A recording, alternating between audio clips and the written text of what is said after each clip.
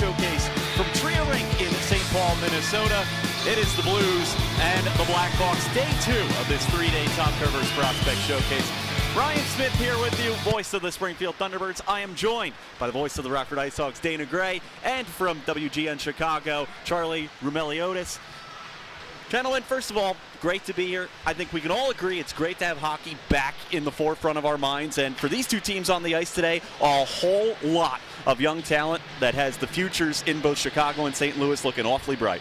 Yeah, specifically the back end for the Blackhawks. Sam Rinzel and Artem Levshunov are going to be the two players to watch.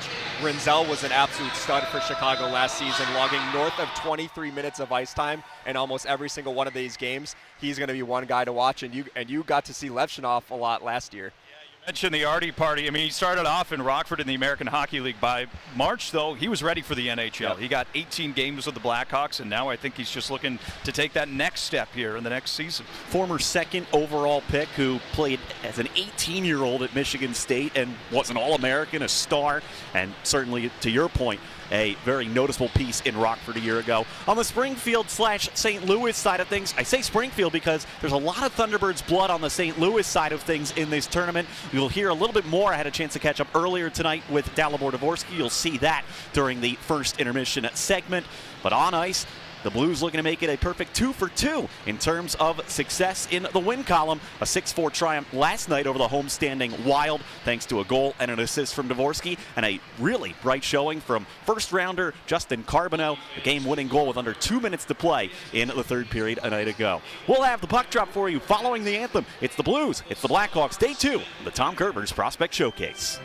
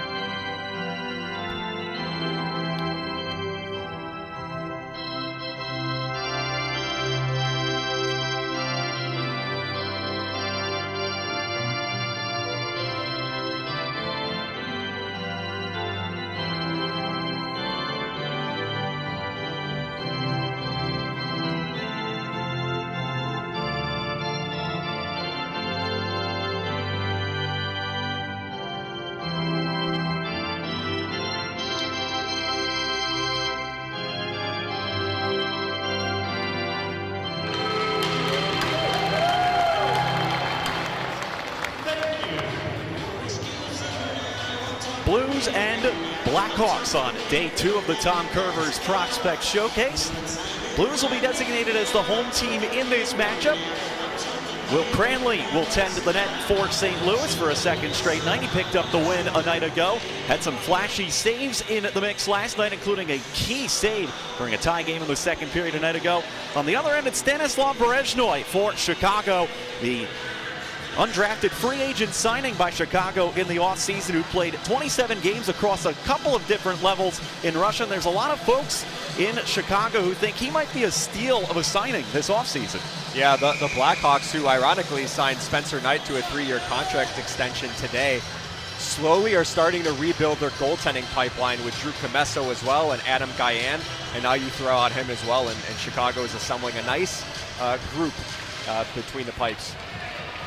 Off and running on this Saturday night here in the Twin Cities from Tria Rink in St. Paul. Dalibor Dvorsky on the ice for St. Louis to start the evening. He's alongside Justin Carbonneau and Alec Koskamaki to begin matters here tonight. Dvorsky quickly out at the line. Adam Jiricek across the Lindstein, a long wrister, easily punched down by Berezhnoi. Cleared to the line. Lindstein holds in. Carbonneau into the high slot. Dvorsky left side. Koskamaki. He'll drop it back for Carbonneau. He throws it in front, easily sticked away by Berezhnoi. Hawks are now on it on the stick of Aiden Thompson, but he doesn't get it out. Jiricek in the middle, Lindstein a long shot, and Berezhnoi will accept that one in the breadbasket. Good first shift for the Blues, 39 seconds in, 3 shots already on Berezhnoi. Well, those are 3 really talented forwards there on that top line for St. Louis, and you saw what they were able to do, Ryan, last night against a Minnesota team I mean, there's a lot of people excited in Blues country for Justin Carbonneau, and I know he's recently signed that ELC, and he made good on it with some pretty great heroics there last night in the final few minutes. Not often you get a player who scored nearly 50 in a junior hockey season at age 18 who has the snarl to his game that Carbonneau did last night. Marc-Andre Godet now with a point try that's deflected wide, and the net has come off the moorings behind Berezhnoy as Jakob Stützle was trying to jockey for position near the blue paint.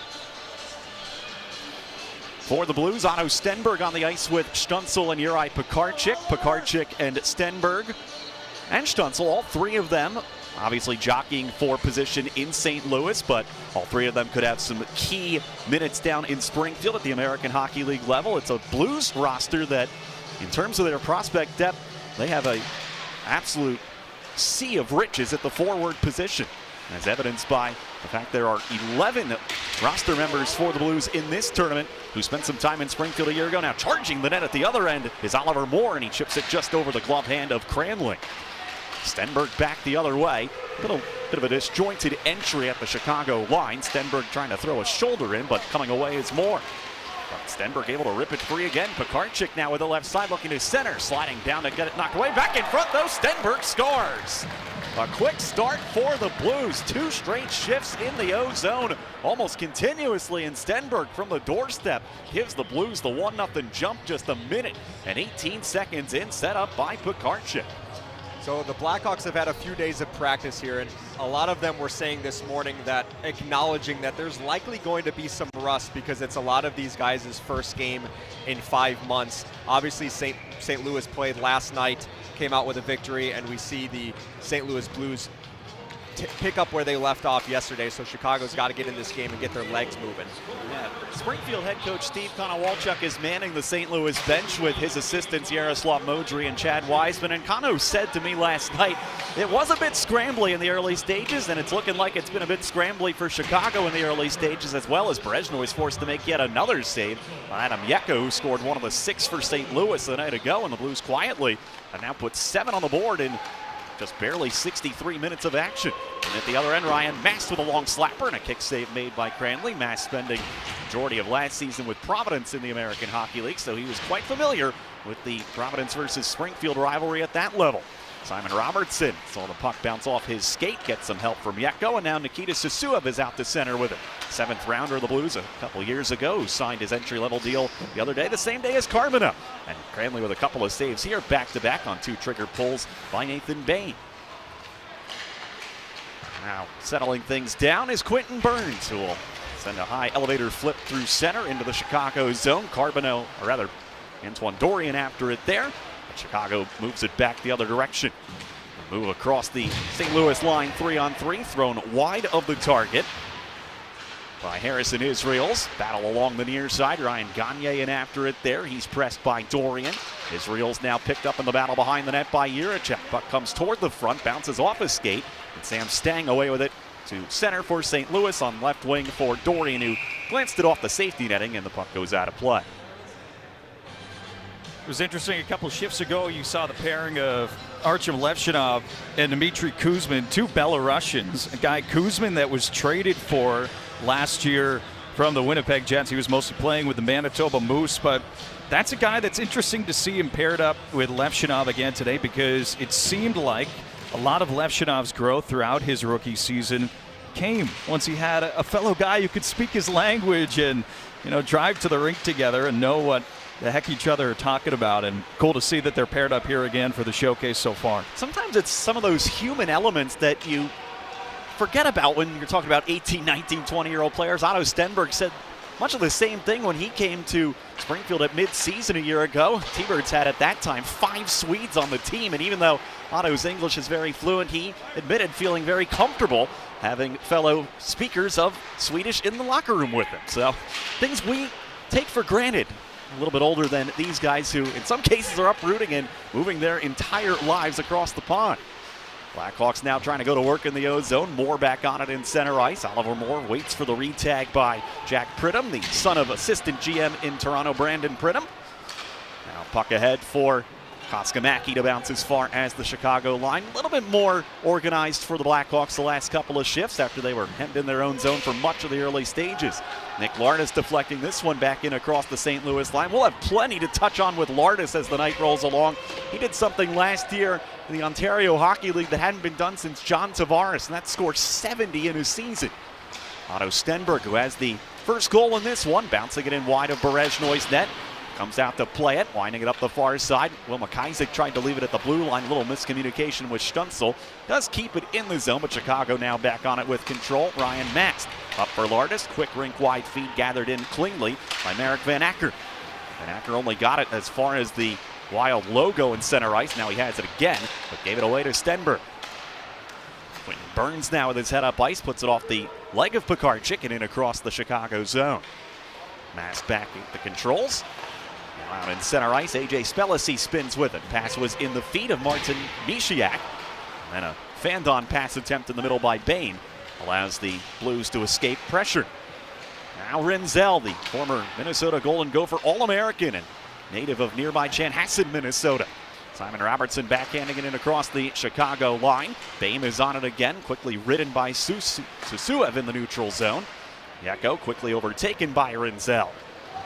Feet ahead on the right wing out of Misiak's reach. Hawks going for a change. Burns has some time with Gagne approaching. Just over 5 minutes gone by here in the first on night 2 of the Tom Kurvers Prospect Showcase. Blues with the 1-0 lead on the early goal by Stenberg. Sam Stang in at the other end, centering one into the slot. Dorian couldn't pull the trigger cleanly on the one-time bid. Dylan Peterson joining these two on the ice for St. Louis. Jiricek now at the right point, wristing it into traffic. That hit something in front. I think it might have been Berezhnoy's stick. Dorian spins and fires again wide of the target. Along the near side, a Blue goes down as Stang was tripped up by Israels. Now Rinzel on his backhand looking for some support. Gets it to the line, but again, the Blues really making life difficult on the Hawks early in this one. Some real contested escapes for Chicago in the D zone so far. Now it's Tage Harding, former Providence College Friar, paired with Rinzel, who still has not been able to get to the Chicago bench. Dvorsky a steal, puck high in the air at the point, kept in for a moment by Anthony Kerr. Spun in deeper by the Blues. Theo Lindstein an aggressive pinch in center, but Ian Thompson rips it loose. Couldn't connect with Green cleanly, and now Dvorsky trying to power his way through traffic. Koskamaki across the Chicago line. Carbonneau on left wing wrists one off the stick of Berezhnoy, and he will gladly deflect that one off the rink and give his team a chance to make a change as Rinzel finally got off the ice near the end of that shift, but he had been caught out there for quite a while. And we'll give you a chance to also catch your breath with that. Much appreciated. That was like 5 straight minutes of no whistles. You mentioned Sam Rinzel and Tage Harding. That is a big pairing for Chicago, and it's really been an emphasis for the Blackhawks lately in drafts, wanting size on the back end. And you see it with Levshunov, you see it with Rinzel, you've seen it with Louis Crevier and Ethan Del Mastro in Chicago. That has been a priority for the Blackhawks lately, is to prioritize big size, hard to play against defensemen. Tage Harding, who played his college puck at Providence. If there are old-time Springfield fans out there watching and listening tonight, if the name Harding sounds familiar, it should. His dad, Mike, spent parts of 2 seasons in Springfield with the Falcons back in the mid-90s. So yet another one of those cases where there's so many bloodlines, especially this day and age among these prospects, and there's more of them, and we'll get through as the night goes along. Chipped in from center, Aiden Thompson out on the ice alongside Ryan Green and Jack Pridham right now. Will McIsaac reversing it away from the pressure of Green. Now it's Stützle with it for St. Louis, ahead for Stenberg. Pekarczyk on the chase with Levshunov right near the Chicago line. It bounces back to Lucas Fischer, a late addition into the St. Louis lineup. Wasn't slated to be in the game when the night began. Stenberg in after it on the left wing side. He collides with Green. Stützle holds it in. Stützle into the slot with it, feeds right side, thrown back across by Pekarczyk, trying to connect with Stenberg on a nifty diagonal pass, but couldn't make the connection. Pekarczyk back after it again. Stützle in low. Stenberg plays the carom nicely from the trapezoid. Stenberg back in front, one-timer, and it didn't go on the one-time bid from Susuev, who had just hopped on the ice. Susuev trying to keep the battle going along the far side, and finally the Hawks are out on the stick of Lardis. Good elevator feed right on the money to Moore. Moore the shot off the arm of Cranley. Didn't see it cleanly. Pekarczyk able to wheel out of trouble with it. Marc-Andre Godet from his own blue line will just flip it down into the Chicago zone. St. Louis going for a full-scale change. 8 minutes gone by here in the first. And after the Blues had the first 4 shots, Blackhawks have actually had each of the last 5. Still 1-0 St. Louis as it's stolen away, thrown back in front off of Cranley's stick. Battle for the puck, and it's eventually chipped to center by Simon Robertson for St. Louis. Ashton Cumby sends back in for Chicago. Quentin Burns now at the commands for St. Louis. Ahead for Adam Yeko. Yeko, member of the Czech team that captured bronze at the World Juniors last December into January. He and Jakob Stünsel key pieces of that Czech team. Stünsel led the entire World Junior tournament with 7 goals in his 7 games. Rinzel for Chicago, able to weave his way around Susuev. Now he'll get the red line and send in. Cranley stays put as it winds around to Boehm on the left side. Into the corner, Lindstein takes a bump from A.J. Spelisi. Yeko helping out below his own goal line on for Susuev. Along the near side, Rinzel, an aggressive pinch. Mishiak comes free with it. Martin Mishiak spins and centers, went off the stick. Good read defensively there by Yeko, and Susuev will clear. Will it have enough steam for icing? No, it will not. Continuous action here. That's back on it is Harding. And Rinzel once more. Rinzel trying to put Dorian into a spin cycle. Now it's Israel's in center, right in front of the penalty boxes. He'll stash in. Cranley out to tap it along for Anthony Kerr. Former Wisconsin Badger on for Lucas Fisher, high in the air. Gloving it down and keeping it in the O-zone was Parker Holmes for Chicago. Holmes into the slot, left wing pass, a little bit out of the reach of Marek Van Acker. To the near side, first man on it is Dorian. Levshinov, though, pinches and holds the zone. Centering feed back in front. Kerr takes it aside and will bounce it through center. Dorian on the chase deep in the Chicago end. Holmes met by a pair of Blues. Dylan Peterson among them. Puck into the slot. Stang's shot caught up in traffic. Now Holmes along the far side. Met by McIsaac. Another good O-zone shift for the Blues. They hold in. Godet a point shot. Snared in the left-hand catching mitt by Berezhnoy. And no surprise, Dylan Peterson making his acquaintance known after a whistle as he and Levshinov have to be separated by the linesman. You mentioned it a few minutes ago, Ryan. Blues pretty much from the jump are doing a really good job of sealing off the walls and trying to keep the puck alive, obviously, in the offensive zone. They forced a couple of turnovers up along that wall. They finally took a Nick Lardis quick cross-ice pass about 3 minutes ago to kind of break that system and try and go up through the gut a little bit. But the pace has been great, guys. Even from the jump, I mean, for a lot of these Blackhawks players, this might be their first game in 4 or 5 months, but the pace on both sides has been really good. I'm always impressed in these tournament settings, and especially in this quote-unquote new age. Actually, we might have a 2-on-1 here. Pridham with the puck. Pridham right side, curls, drags, shoots, and sliding down to block it was Marc-Andre Godet. Got just enough of it with the leg as Pridham and Thompson had their sights set on a 2-on-1. Now Dvorsky in at the other end, challenging Cumby in the far corner. Gets some help from Koskamaki. Point-to-point Godet with space. The wrist shot goes wide. Dvorsky tracking it along the right wing wall. 2 Blackhawks on him. Carbonneau also in on the scene. Dvorsky back out at the line. McIsaac across. Godet's shot again right into the Blackhawk crest of Berezhnoy. And now Carbonneau once again making acquaintances, much like he did last night after some whistles as he's sparring right now with Ashton Cumby. This is an element of Justin Carbonneau's game that the more and more you watch him play, the more you see what could really make him a really pain in the rear end type of player at the next level. Yeah, and you can probably say the same for Ashton Cumby. I remember when the Blackhawks drafted him in June, towards the end of the NHL draft, we were talking to their chief scout, Mike Donaghy, and they said, what stood out to you about Ashton Cumby? And they said, in our interviews with other players, we said, who is the toughest player to play against in the juniors? And all of them said, almost all of them said Ashton Cumby. So he's not afraid to throw down as well and get physical in front of his own net for Chicago. It's always interesting as a one-timer there from Lindstein had a lot of heat on him, and Berezhnoy was able to knock it aside with the waffle board. Picardchik got sandwiched between a couple of Blackhawk defenders, and now Chicago's out. Could be a 2-on-1 again. Into the middle, it comes to Lardis. Lardis in, couldn't get a clean backhander off. Looked like he had Cranley dead to rights, but the puck looked like it just rolled off his blade. Tell you what, Nick Lardis a season ago, just looking at the stats on paper, can't imagine he missed many of those a year ago in Brantford. Tage Harding now back on it. inside the Chicago zone as Renzel dusts it off and saucers it out to neutral ice. Lindstein needing a little bit of help. Gets it from Jiricek. Now Pekarczyk onto Stenberg. Looking for another. Otto Stenberg the shot. Looked like he had Berezhnoy leaning a little bit. Stenberg now in front. A good stick by Berezhnoy. Blocked the centering pass. Lardis playing it across. Oliver Moore to the red line will just club it in. First period last night saw 5 combined goals between the Wild and the Blues and a number of power plays. It has been all 5-on-5 here in the first period tonight. I don't think the coaches necessarily mind that. Chance to roll some combinations. Quentin Burns back inside his own end. Ready to start his pro career this season. The Blues third rounder back in 2023. Gets it out to Simon Robertson. Robertson across the Chicago line. Had 2 defenders right on him. Still got it toward the paint. Following up on it, Susua. Back to the point. Burns, his shot deflected and ends up going behind the Blackhawk bench and out of play. Would be kind of interesting too, though. Obviously, a little 5-on-5 doesn't hurt nobody, but it is kind of nice, I think, for especially some of these top-end prospects.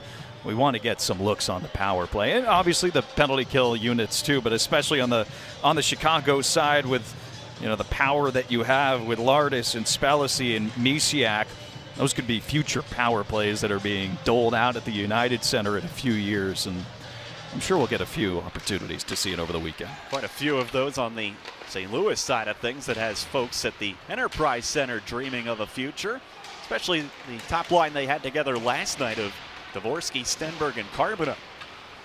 Lucas Fisher back on this rolling puck behind his net.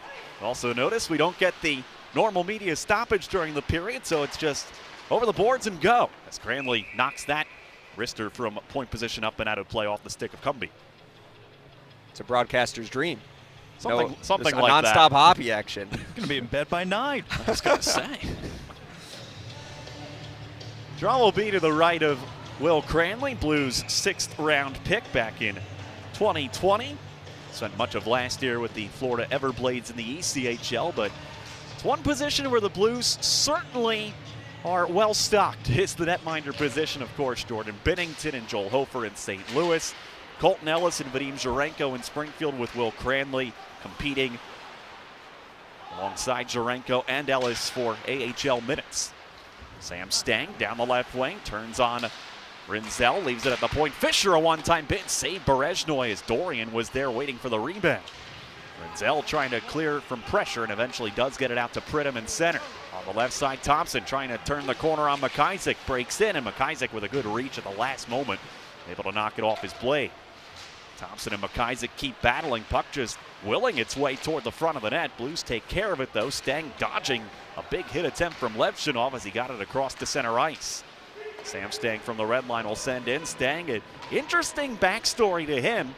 Not only was he a great high school hockey player in the state of Wisconsin, he was also an all-state baseball player to go along with it.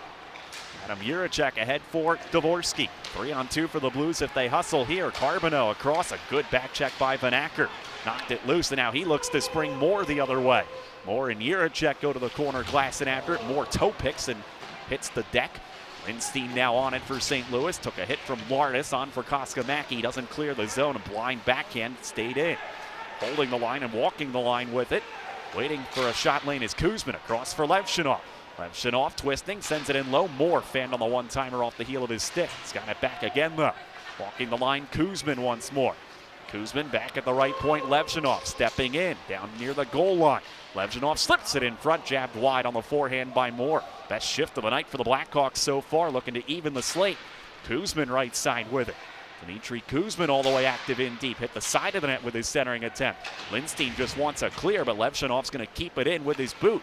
Across for Kuzmin again. And now finally Dvorsky with a little bit of time will wait and send it out through center to Carbonneau. Carbonneau spins his way into the O-zone all by himself. Waits for reinforcements off the bench. Has one coming late, but a good stick by Levchinov kept it away from a Gaudette one-timer. Stützle now lost it in his feet, but did enough with some help from Stenberg to clear the pressure. Now Cumby in front of his bench, met by Stützle. Stenberg joins the scene as well, and Otto Stenberg will finally push it the rest of the way in deep as we tick to 5 minutes remaining in this first period. 1-0 St. Louis on the goal in the opening 90 seconds from Otto Stenberg. A game that still has not featured anything but 5-on-5 play. Delayed offside here on the Hawks. Bain thought he might have had a breakaway, but then heard from the linesman that he had to re-tag. Now Bain from center will just roll it on edge back below the St. Louis goal line, where Cadet takes over. Marc-Andre, who lost the second half of his season due to injury last year, playing down in the ECHL with Florida for much of the campaign, a couple of games in Springfield as well. Big defenseman number 73 in blue, possesses quite a shot, but obviously injuries last year really hindered his development. Renzel now in at the other end. A centering try goes off the stick of Burns. Turning with it in the high slot now is Israels. Renzel from the right point, given some space in a Sunfield, played it into the slot. It bounces loose, and Cranley, a great save, sliding across to his right as Israels was right there on the doorstep.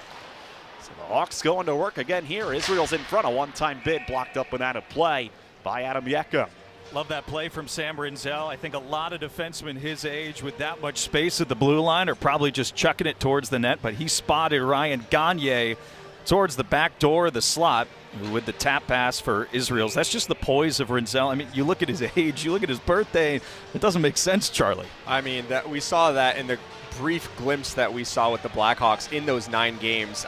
There didn't seem to be any timidness in Renzel's game when he made that transition from college to the NHL, and we're seeing it here tonight. A lot of similarities to the way Zeke Bouillon jumped on the scene for Minnesota. He was pretty easily the most noticeable D-man on the ice tonight ago for Minnesota. Now we're going to get the first penalty of the night as Jiricek was spilled to the ice. A nifty move right along the far boards.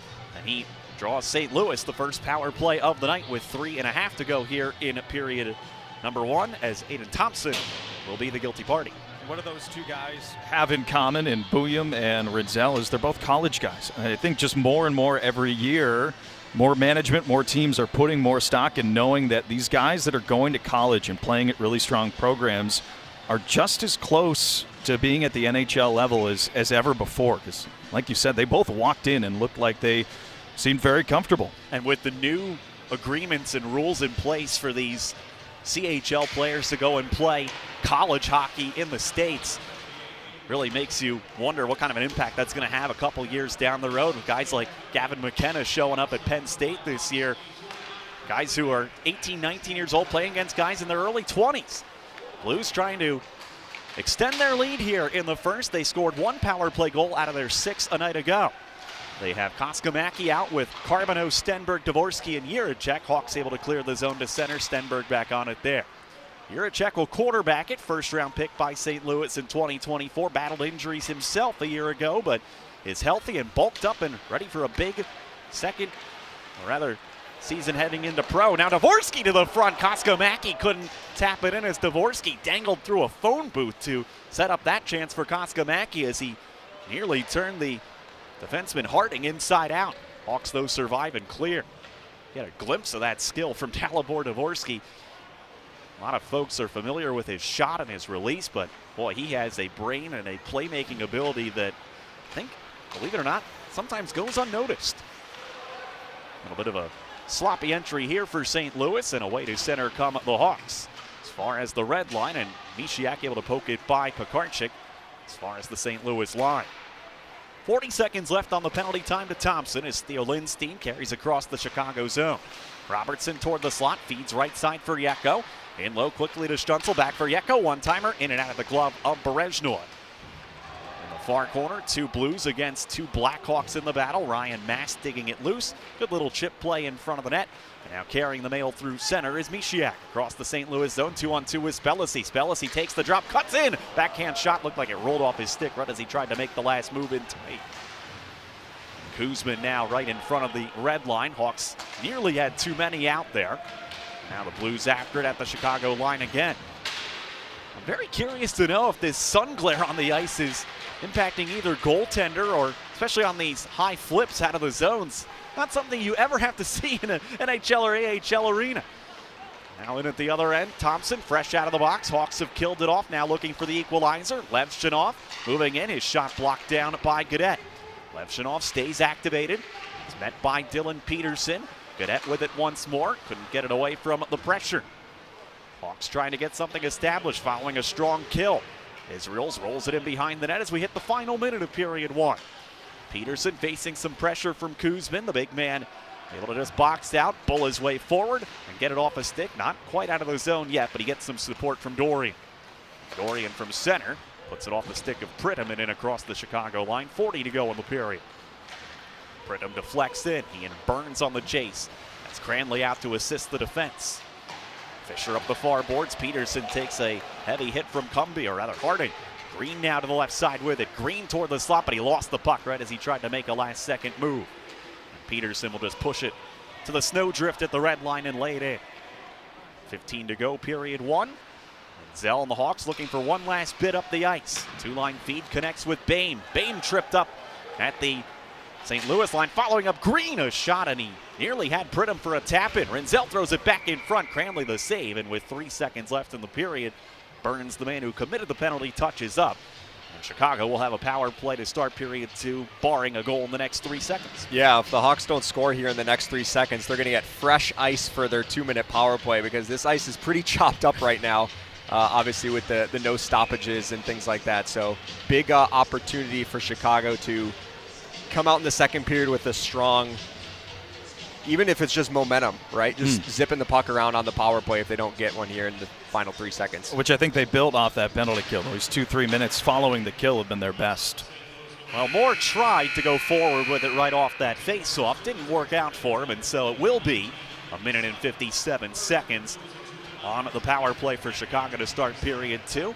And after a couple of minutes there, Charlie and Dana of the Hawks kind of getting their land legs under them after, of course, traveling today to make their way here to Tria for the Prospect Showcase. Really started to see their game round into form, and after the Blues carried much of the action in the first 10 minutes of that period, certainly the script looked like it flipped as that second half of the frame came along. Yeah, it seemed like Chicago started to get their legs. Obviously, I think St. Louis had the first 5 shots on goal in this game, scored early on, and then after that, feels like things settled down for Chicago, and they finally were able to find their legs on the back half of that first period. And I don't think you can state enough that this entire Blues team played all together and had 60 minutes of time to develop a little bit of chemistry, last night. And for a lot of these Blackhawks players, yeah, they've been skating together for the past 3 days in Chicago, but to actually get out there and simulate a game, that's impossible to do throughout the summer. So I'm looking forward to a bit more of a competitive second and third. 8 shots in the first, or rather, they've updated the shot board on me right now. 12 shots for St. Louis. I was going to say 8 felt a little low, and 10 for Chicago, as both goaltenders Cranley and Berezhnoy were quite busy. Perfect period for Cranley, 10 saves on 10 shots, and Berezhnoy showed well in that first period as well. 11 saves on 12 offerings. Stenberg from Pekarczyk, the lone goal in period number 1. Earlier tonight, I had a chance to catch up with one of the prospects in the St. Louis system that, of course, is drawing a lot of attention in St. Louis, and he'll very much be in the mix for a roster spot in St. Louis in the fall. Dalibor Dvorsky. I had a chance to catch up with last year's AHL top prospects team centerman from Springfield. Joined by Blues prospect Dalibor Dvorsky. Dalibor, first of all, thanks for taking the time to join me. It's quite the year for you a season ago, making your pro debut in Springfield and then getting your NHL debut with the Blues as well. What do you think was when you look back on your first season playing a pro year at 19 years of age, what do you think was the biggest learning lesson that you took from year one? I don't know. Overall, playing pro is different than junior, and I think I learned, became a better pro off the ice, and also learned a lot of stuff off the on the ice, like my defensive game or my game without the puck. So, no, I think I've improved a lot last year. You earned AHL top prospect team honors last year, the first player in Thunderbird/Blues history to do that. Relatively new honor that the AHL has put into place. And your NHL debut story is one of my favorite NHL debut stories. You'll remember we were on the bus to Bridgeport getting ready to play a game against the Islanders, and Steve Konowalchuk pulled you aside. And correct me if I'm wrong, but I believe your dad was getting ready to fly back to Slovakia at the time, and you were able to get him to turn around and make his way to St. Louis and see your debut the next day. Kind of walk us back through what that experience was like and what a crazy 24, 36-hour stretch that was as you fulfilled a childhood dream. Yeah, it was pretty A lot of things going on, obviously, like getting called up for the first time is special, and yeah, with my dad also making the game, it was a great experience, and yeah, obviously it was so fun. Anything prepare you for what the rookie lap feels like that first time? No, not really. I mean, it's one in a lifetime thing, so I just tried to enjoy it as much as I could. When you look at this prospect pool that St. Louis has with 11 guys on this particular prospect showcase roster that were drafted in the first 3 rounds the last handful of years, how exciting is it for you to be playing with a number of guys and a number of European guys that, you know, 3, 4, 5 years down the road could be very key pieces of the St. Louis Blues future? Yeah, I mean, it's we have a great group of guys in the room, and I feel like, you know, like I said, we're good friends off the ice, and that makes us even better team on the ice. So yeah, I think we have a really good thing going on here, and can't wait for the future. But I mean, right now we're focused at the game against Chicago. In this showcase, you've been playing with Otto Stenberg and Justin Carbonneau, who, like yourself, first-round picks by St. Louis.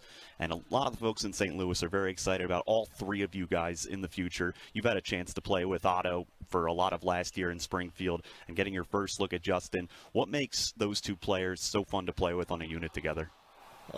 Yeah, I played with Otto last year. I knew Otto for a long time, playing together in Sweden too. So no, he's a really good player, really skilled, strong on the puck. Carbo also, he has a great shot, really skilled forward, and I think we had a good game yesterday. So you know, it was really fun playing with him yesterday, and yeah, just. But that already happened, and we have a new game today.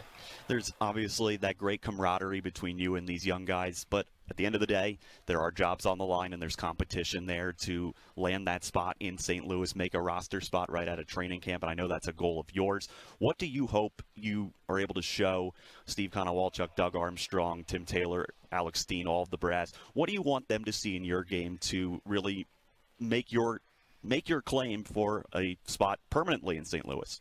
You know, I just wanna play my game, the game I do all the time. So you know, all the things I'm good at. But when I'm playing hockey, I'm not thinking about anything. I just enjoy the game, and I'm thinking only about hockey. So I'm just doing my best every single time I'm out there. There's a lot of folks in St. Louis who are very excited about your future. Dalibor Dvorsky, thanks so much for taking the time. Thank you. Back inside Tria Rink here in St. Paul. Ryan Smith alongside Dana Gray, Charlie Romeliotis of the Rockford and Chicago Brass. We didn't have a chance when we jumped on the air to really dive deep into these 2 rosters. And these are 2 rosters, and you look on the Chicago side of things especially, there are 7 teenagers on the Chicago roster. And, of course, over the last couple of years of the Blackhawks rebuild, they've really stockpiled draft selections. But there's a couple of players on the forward side of things who aren't first-round picks that are generating a lot of interest. We obviously already talked up Nick Lardis and the historic season he had in Brantford, where he was a teammate of Adam Jiricek's on the St. Louis side of things. But how excited are Kyle Davidson and the Chicago Brass for what Lardis' future could hold? Because if you score 70 in the OHL, I don't care what league it is. If you score 70 in a league where John Tavares was the last guy to do that, there's obviously some excitement around that. I will gladly pump the tires of a fellow Greek, so let me take Nick Lardis. Yes. No, so it seemingly felt like every time the Brantford Bulldogs had a game this season, you would just get these notifications on Brantford's X feed saying, Nick Lardis scored another goal. Nick Lardis has 2 on the night. Nick Lardis has a hat trick. And then you can go through the box score, and there were like 8 times this year where he had at least 10 shots on goal in a game. I mean, he was driving play for them. And funny enough, he actually participated in this tournament a couple years ago when Connor Bedard made his unofficial Blackhawks debut in this rink. Lardis skated on a line with Connor Bedard, so it's kind of coming full circle here. But and that Bedard game went pretty well for him, too. It did go pretty well for him. I remember being right here, and he scored a hat trick, and there were fans that were trying to throw hats onto the ice, but it was getting caught in the netting right here, so they wasn't able to flip over. But with Lardis, 71 goals. He actually, I talked to him the other day, he off-season trained with John Tavares this year, and he said one of the jokes that they were playing on him this summer is anytime he would score a goal, Tavares or some of the other guys would be like, oh, that's the 70-goal guy right there. That's him. So he had an unbelievable year, and I'm really curious to see how that's going to translate to Rockford this year. Yeah, and you think, like you said, scoring that many goals in any league is going to say something. And that's always the case and the argument that people are going to make when someone goes and makes that pro jump. You saw it a ton with, Springfield prospects coming in with Dvorsky last year. It's the same sort of conversation. Can he transition his game? And we saw it last year with a guy like Frank Nazar, who there was a lot of high expectations with. He goes and plays 20, 25 games in the American Hockey League, makes the jump up to Chicago, and he's never seen in the AHL again. And I think fans sometimes around the league can have a little bit of a dark eye towards the AHL, or maybe different organizations can use it differently, at least in the Chicago side, and it helps with the proximity with Rockford. They really have used it as a tool in this rebuild. They trust their systems down there. They trust the coaching staffs down there. And going and playing, whatever it is, 30, 40 games in Rockford is only going to do good things. So, yeah, I'm excited to see what he can do in the AHL. And there's a bunch of other guys on the Chicago team behind us that could be seeing some time in Rockford, and it's only going to do wonders, hopefully. And some of that attention, we talk so much about the first rounders that Chicago's had. We've already talked about Sam Rinzel, Artem Levshinov, guys who are going to be sort of the bell cows on the blue line for Chicago in the years to come. But we mentioned Lardis, but you two have identified a couple of other guys who aren't first-round picks who could turn out to be those sneaky steals of the draft. One of those, I don't want to compare to Braden Point, but one of those second or third-round picks that 5 years from now, guys and management executives across the league are going to say, how did we miss on this guy? And Charlie, I know you have one guy in particular that you're fixating on quite a bit. Yeah, well, Nathan Boehm has been awesome. He was great in this first period, but the thing that I like of what Chicago is doing is they're assembling all these forwards that can play center or wing. So it's going to be interesting to see how this puzzle piece is going to shape out as they start to graduate to the pro hockey level and then eventually to the NHL, because some guys are going to slide to wing, like Oliver Moore in this game. He's centering the first line. He's probably going to shift more to the wing in the NHL, but he's a guy that can easily play center. And we also saw him on the penalty kill as well. Like, his speed is so noticeable. We were literally just talking about it off the air briefly. Like, as soon as we took our headsets off, we're like, gosh, Oliver Moore can absolutely fly. And it's not even just the skating, it's every little decision that he makes, all the head fakes that he's got to, his stickling, everything is fast with him. That's a guy that obviously came in with Rinzel at the same time out of Minnesota, and was another guy that felt like, oh, he can play at this level when it comes to speed. So another player that, Chicago is stockpiled. As you mentioned, Charlie, it's a battle for roster spots at this point. Kind of a similar situation that St. Louis is looking at too, maybe with not as many openings or as many guys to compete, but these games matter for these guys. As far as getting a chance to play in front of management, you have this first opportunity to say, I deserve this spot in 2 or 3 weeks' time, because it's coming fast. And especially for the guys who are wearing letters in this tournament, you look on the St. Louis side, Dalibor Dvorsky obviously wearing one of those letters. And as you said, what better place to make that impact than in a building where Doug Armstrong is in the building, Alex Steen is in the building, Kyle Davidson and Mark Bernard are in the building.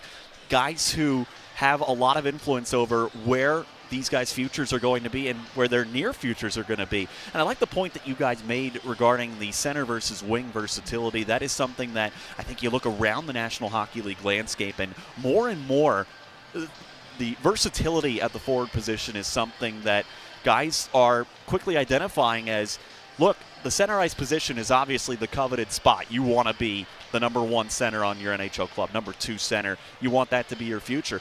But in a sea of talent league-wide across the National Hockey League, a lot of guys are learning that their path to the NHL could very well be on the wing side of things. And in St. Louis's case, there's a couple of interesting examples of that going on here. Otto Stenberg is a center by trade. He's played the center ice position in particular in Sweden and at the World Junior Championships, where he starred well for his home nation. But he has been playing almost exclusively on the wing in his time in Springfield late last season. He's played on the wing so far in this particular showcase. And Dalibor Dvorsky is a guy who in Springfield was playing pretty much exclusively the center ice position, but with the absolute riches that St. Louis has on the forward side of things, I think more and more guys and more young players in particular are getting that understanding of, hey, my path to the NHL if I want to get there faster, it might have to be at a position that I have not played quite as much. It might not be my natural position, but there are elements to my game that could allow me to have that success. And when you look at Dalibor Dvorsky, just turned 20 years old on Father's Day weekend, played an entire AHL season at 19, which is not common, and I always emphasize to the folks back in Springfield, it's not common to score 20 goals in the AHL at age 19. That's what Dvorsky did. And the difference in Springfield's offensive potency when he was in the lineup versus when he was at World Juniors, when he was up in St. Louis, it was a big drop-off. So to see that impact and that importance that a teenage player has from that very early stage of their pro career, it's exciting to see, and it's a great problem for the NHL and AHL managers to have. And certainly these two teams have plenty to be excited about at the forward position in particular. And again, I know you guys have had a chance to dive into Rinzel, Levshunov, just a couple of pieces, but they're not the only two on the blue line that are drawing some eyeballs. No, and I want to touch on, too, your interview with Dvorsky. You were asking about coming off of that first season. You just mentioned World Juniors, Springfield, St. Louis. That's a ton for a 19-year-old to just deal with in their first professional year, and that's what he was able to accomplish. I mean, you think about those second steps that can be made. I think of a player like Artem Levshunov, who was only here in North America for starting his fourth season. He did 1 year in Green Bay in the USHL. He did 1 year at Michigan State, 1 year between Rockford and Chicago.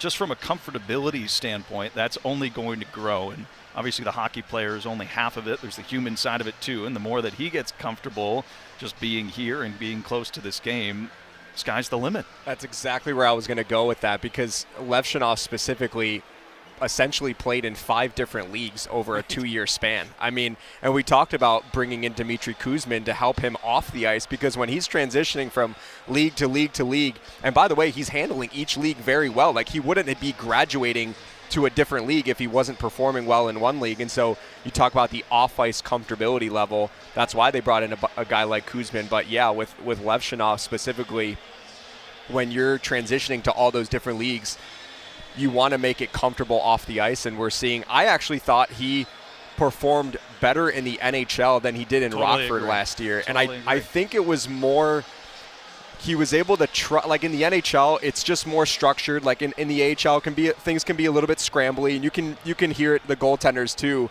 will talk about how it's difficult to track pucks. It's just a little bit of a different game, but it's a fantastic developmental league for Chicago. You mentioned earlier how they utilize that with Frank Nazar. I even think of a guy like Alex Vlasic. The 1 year that he got sent to Rockford, they were like, we want you to play in all situations, be our top guy at even strength, top guy in the power play, top guy in the penalty kill, basically logging 25 minutes a night. And to this day, Vlasic will tell you, I wouldn't be the player I am if I didn't spend that whole year in Rockford. So I really like the way the Blackhawks have been utilizing the AHL as part of a group to develop their players. So that way when they graduate to the NHL, they don't see AHL time again. And Dana, you got to see it day in and day out last year, but I thought it was such a bright sign for the Blackhawks and their future and their prospects to endure a coaching change at the NHL and then by trickle down to the American Hockey League level. We've seen in some cases that can really kind of derail a team's momentum, but it seemed like the Rockford team in particular really rallied around Mark Eaton, the new head coach at the time, and they turned it into a heck of a run into the postseason and nearly made their way into a division final round after really kind of fighting down to the nail to the end just to get into the Calder Cup postseason. Yeah, you don't usually see that with a team that's under 500 for the regular season, but I just think it speaks wonders to how close-knit the Chicago brass is, the Rockford brass is. Obviously, Anders Sorensen went up to take over on the Chicago bench. Mark Eaton, he stops right in, and it just makes a lot of sense because he's working from his player development role with so many of those Ice Hogs players. He's known them for years and years, and yeah, it just says a lot about the connection that they have. And then now Mark Eaton goes back into his development role, and they bring in another guy that's been in the organization, and Jared Nightingale, who's behind the bench right now, technically coaching his first game as a head coach in the organization. So the ship just rolls right along. Only highlight that we have to show from period number 1, goal that came not even 2 minutes into that opening period. Otto Stenberg crashing his way to the front of the net and catching in on a centering try from Juraj Pekarczyk as we are just about set for period 2. here inside Trio Rink in St. Paul. The Tom Kurvers Prospect Showcase continuing. Blues in their blue uniforms, those blue uniforms that will be their quote-unquote third jerseys this season. Of course, the Blues undergoing that brand new rebrand as they are embracing that light blue note from their past. And really signaling a new era of St. Louis Blues hockey heading into the new season. Here they try to protect the 1-0 lead as Chicago continues on their first power play of the night. Rinzel on the left side for more. And now Rinzel from left point position. Down on to Green. Green in low, centering, try to the front, and sliding across Cranley. I believe was able to get a piece of that. He didn't snare it, he deflected it up out of play. I saw it bounce out of his equipment, but another good post-to-post save from Cranley, much like the one he had a night ago, keeping this a 1-0 game. Confusing look on Nick Lardis' face because he's like, all of those have gone in for me in the OHL. A goalie stopped that shot on the power play. Really nice save there. And opportunity by Nick Lardis. It's real easy to see why there's a lot of excitement for Lardis. That one-time release, it took a perfect push from Cranley to get over there. Green now with it left side once more. Into the slot more quickly, met by Stenberg. Puck ends up trickling in on Cranley. He'll scoop it and cover. Minute 22 remaining on the penalty time to Quentin Burns, who is in the box for a trip that he took in the closing seconds of period one.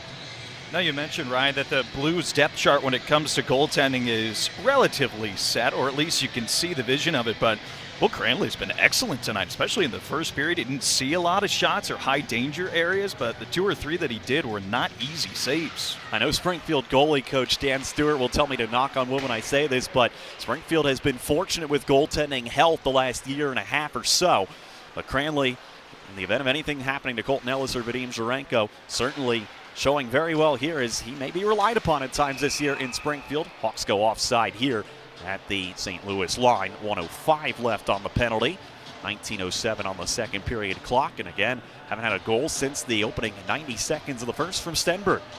So you have Sam Rinzel quarterbacking that first power play unit for Chicago. And the second unit quarterback is Artem Levshunov, the number 2 overall pick by the Blackhawks. And I imagine that is going to be a duo on the power play, first and second unit, that we're going to see in Chicago for many years to come. It's incredible just how coveted the right-hand shooting power play quarterback is. I mean, you just look across the NHL and over the course of time, how many guys have filled that role so well.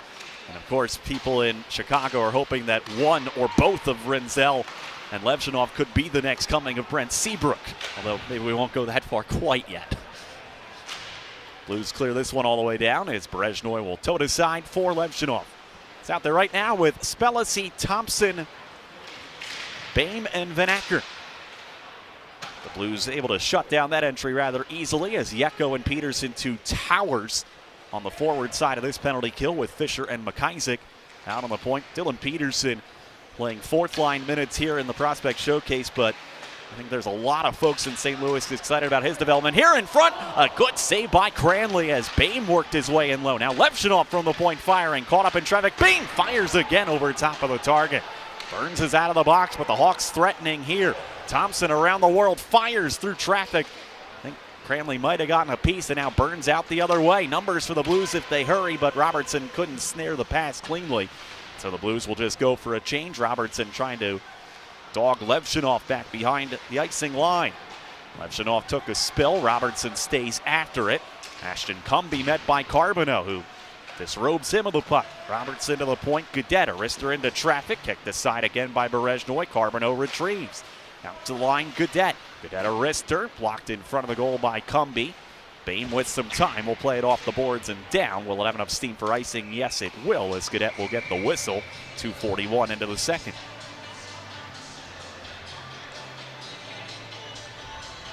Two good chances by Nathan Boehm there on the end of the power play for Chicago, a guy we were highlighting in the intermission. He has a really lethal shot if he can get a hold of it. We saw he almost did on that second shot, but he just missed it high. But a good shift there towards the end of that power play for Chicago. Dvorsky and Koskomaki out there with Carbonneau right now. Dvorsky and Koskomaki were commonly on the same unit a year ago in Springfield and really showed some great chemistry between the two of them. Here the Hawks away, trying to turn this into a 3-on-2. Van Acker after it on the left wing, bodied off by Anthony Kerr. Gadet had it roll off his stick. Mishiak holds in, but now Kerr back on it from behind his net. Kerr, a former college roommate of Sam Staggs at the University of Wisconsin. Carbonneau now with it across the O-zone. Kerr from the right point, bouncing one into traffic. Carbonneau was there lurking on the doorstep. Looked like he might have gotten a piece, but deflected it wide of Berezhnoi. 3:15 gone by period 2. Still 1-0 St. Louis on the first period goal in the opening 90 seconds from Otto Stenberg. Jakob Stützle trying to turn his reels around across the Chicago zone with it. Jakob Stützle stays after it. Pekarczyk now joins him on the battle.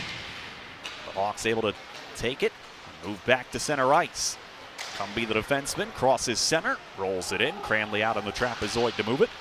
And now Jiricek, whose older brother David plays a couple of steps down the road in Minnesota for the Wild. Now Blues now go offside at the Chicago line. I almost called it the XL Energy Center. It's not anymore. It's the Grand Casino Arena. And I feel for Anthony LaPanta and Joe O'Donnell, who have to try not to make that mistake after muscle memory has told them otherwise for so many years. But the Wild, the one team not playing tonight in this particular showcase. But all three of these teams figure to be really loaded in the prospect pool at the AHL and junior position, as evidenced by so much talent that we've seen over the course of the weekend thus far. By the way, the sun has officially set here in Minnesota. No more glare. No more glare. We are all good there. That was a first for me. Never thought I would use the phrase playing it out of a sun field. It actually kind of looked really cool. It was interesting. I always wonder about that for teams that have sort of that open window setting in their practice facilities. Here in Boston, a couple of other places. Another penalty coming here against Chicago, and these are the kind of penalties that will not sit well with many coaches. A hook about 180 feet away from your own net, as Aiden Thompson a little bit too handsy trying to rip it free from a Blue deep in the O-zone. Yeah, it's Thompson again. He took the penalty for the Blackhawks back in the first period. Like you said, Ryan, just trying to get his stick in there a little bit late on Fisher, who's trying to move the puck up and out of the zone. You like the idea, trying to keep a puck alive in the O-zone, but got it at the wrong spot. Another chance for the St. Louis power play to do some damage with Dvorsky, Carbonneau, Pekarczyk, Stenberg, and Jiricek. Actually, that's Koskamaki 65, not Pekarczyk 85. Jiricek with it straight away. Bobbled the puck right out near the line. Did a good job just to keep it away from Moore, but now Moore is ahead. He's got some help joining him with Spellacy, but he lost the puck. Looked like he picked his head up just a tiny bit trying to locate it, and that was just enough to throw the rush out of whack. Otherwise, the Hawks had something cooking there. Tell you what, Oliver Moore does not need a lot of space to start making something happen. You could tell that the Blues are antsy up at the blue line. He jitterbugs through again, worked his way to the front, got his stick slashed, and the arms stay down as Carbonneau dropped his stick, thinking he might have been caught. Now Dvorsky from his office on the right wing side. They'll work it in low for Koskamaki, and they play catch with it. Jiricek now walking the line. Left wing feed Carbonneau. 46 goals last year with Plainville in the QMJHL. Stenberg in the slot, and his stick lifted by Spellacy. Otto stays after it, though, and keeps it in the zone. Good work there from Stenberg. Jiricek straight away with it, settles it down. Carbonneau slap feet across. Dvorsky has to play off the wall. 55 left on the power play. Carbonneau with the left side. The wrister fighting it off was Berezhnoi. What a release there from Carbonneau. A lot to like about the Blues first rounder this year, who has been noticeable in every good way so far this weekend. Lindstein in the second unit now on for St. Louis in the final 35 of the power play. Stützle for Lindstein, and now Pekarczyk. Left wing feed for Simon Robertson. He'll send it into the near corner. Stützle after it there. He's pinned to the wall. Now we'll give Levchinov time to clear it, and he just barely got it by Susuyev to the neutral zone. Lindstein now back in control. Theo Lindstein set to make his North American pro debut this year, as he's expected to compete for a spot in St. Louis and by extension be a key piece in Springfield. Susuyev cutting toward the slot, lost it, but Lindstein fouls up in front, fanning, and now firing was Stützle, and Berezhnoi, despite the change of pace, able to stick with it and make the save. Thompson is now out of the box. Blues still in control. Susuyev lost it briefly, but found Robertson with support. Stützle from the corner, back out for Susuyev. He'll dance his way into the high slot, leaving for Lindstein. Lindstein buying some time. Stützle on for Pekarczyk. Pekarczyk across, Robertson off the boards with it, wrists it up high and wide of the target. Hawks with some tired bodies out there in the period of the long change. Blues were starting to double back to center, and Lindstein couldn't hold the zone. And now Thompson across the O-zone, defended by Gaudette. Turns and will just wisely dump in and go off on a change. 12:55 on the clock, period 2. Still 1-0 St. Louis. Peterson now trying to bull his way down the right wing. Dylan Peterson pushed off the drive to the net by Cumby. Now to center come the Hawks, and racing down the right side with speed, it's Lardis again. Lardis trying to jitterbug his way past McIsaac. Now on the near side, gets help from Pridham. Dylan Peterson in control for St. Louis, back behind his net. Dealing with Pridham once more. Peterson calmly works his way away from danger, and Stang now across center into the Chicago end. On for Dorian. Dorian knocked down, and now the Hawks have something going the other way. Pridham has some help joining him. It's Lardis. Chipped it across. Lardis fanned on the shot as the puck just rolled on edge right as he was trying to get ready to pull the trigger. Anthony Kerr on it now for St. Louis. Pridham again giving him everything he can handle. Been really impressed with what I've seen from the Pridham, Green, and Lardis units so far in this game. No payoff yet, but sure feels like it's coming for them. Renzel takes the hand from Berezhnoy and will send an alley-oop to center.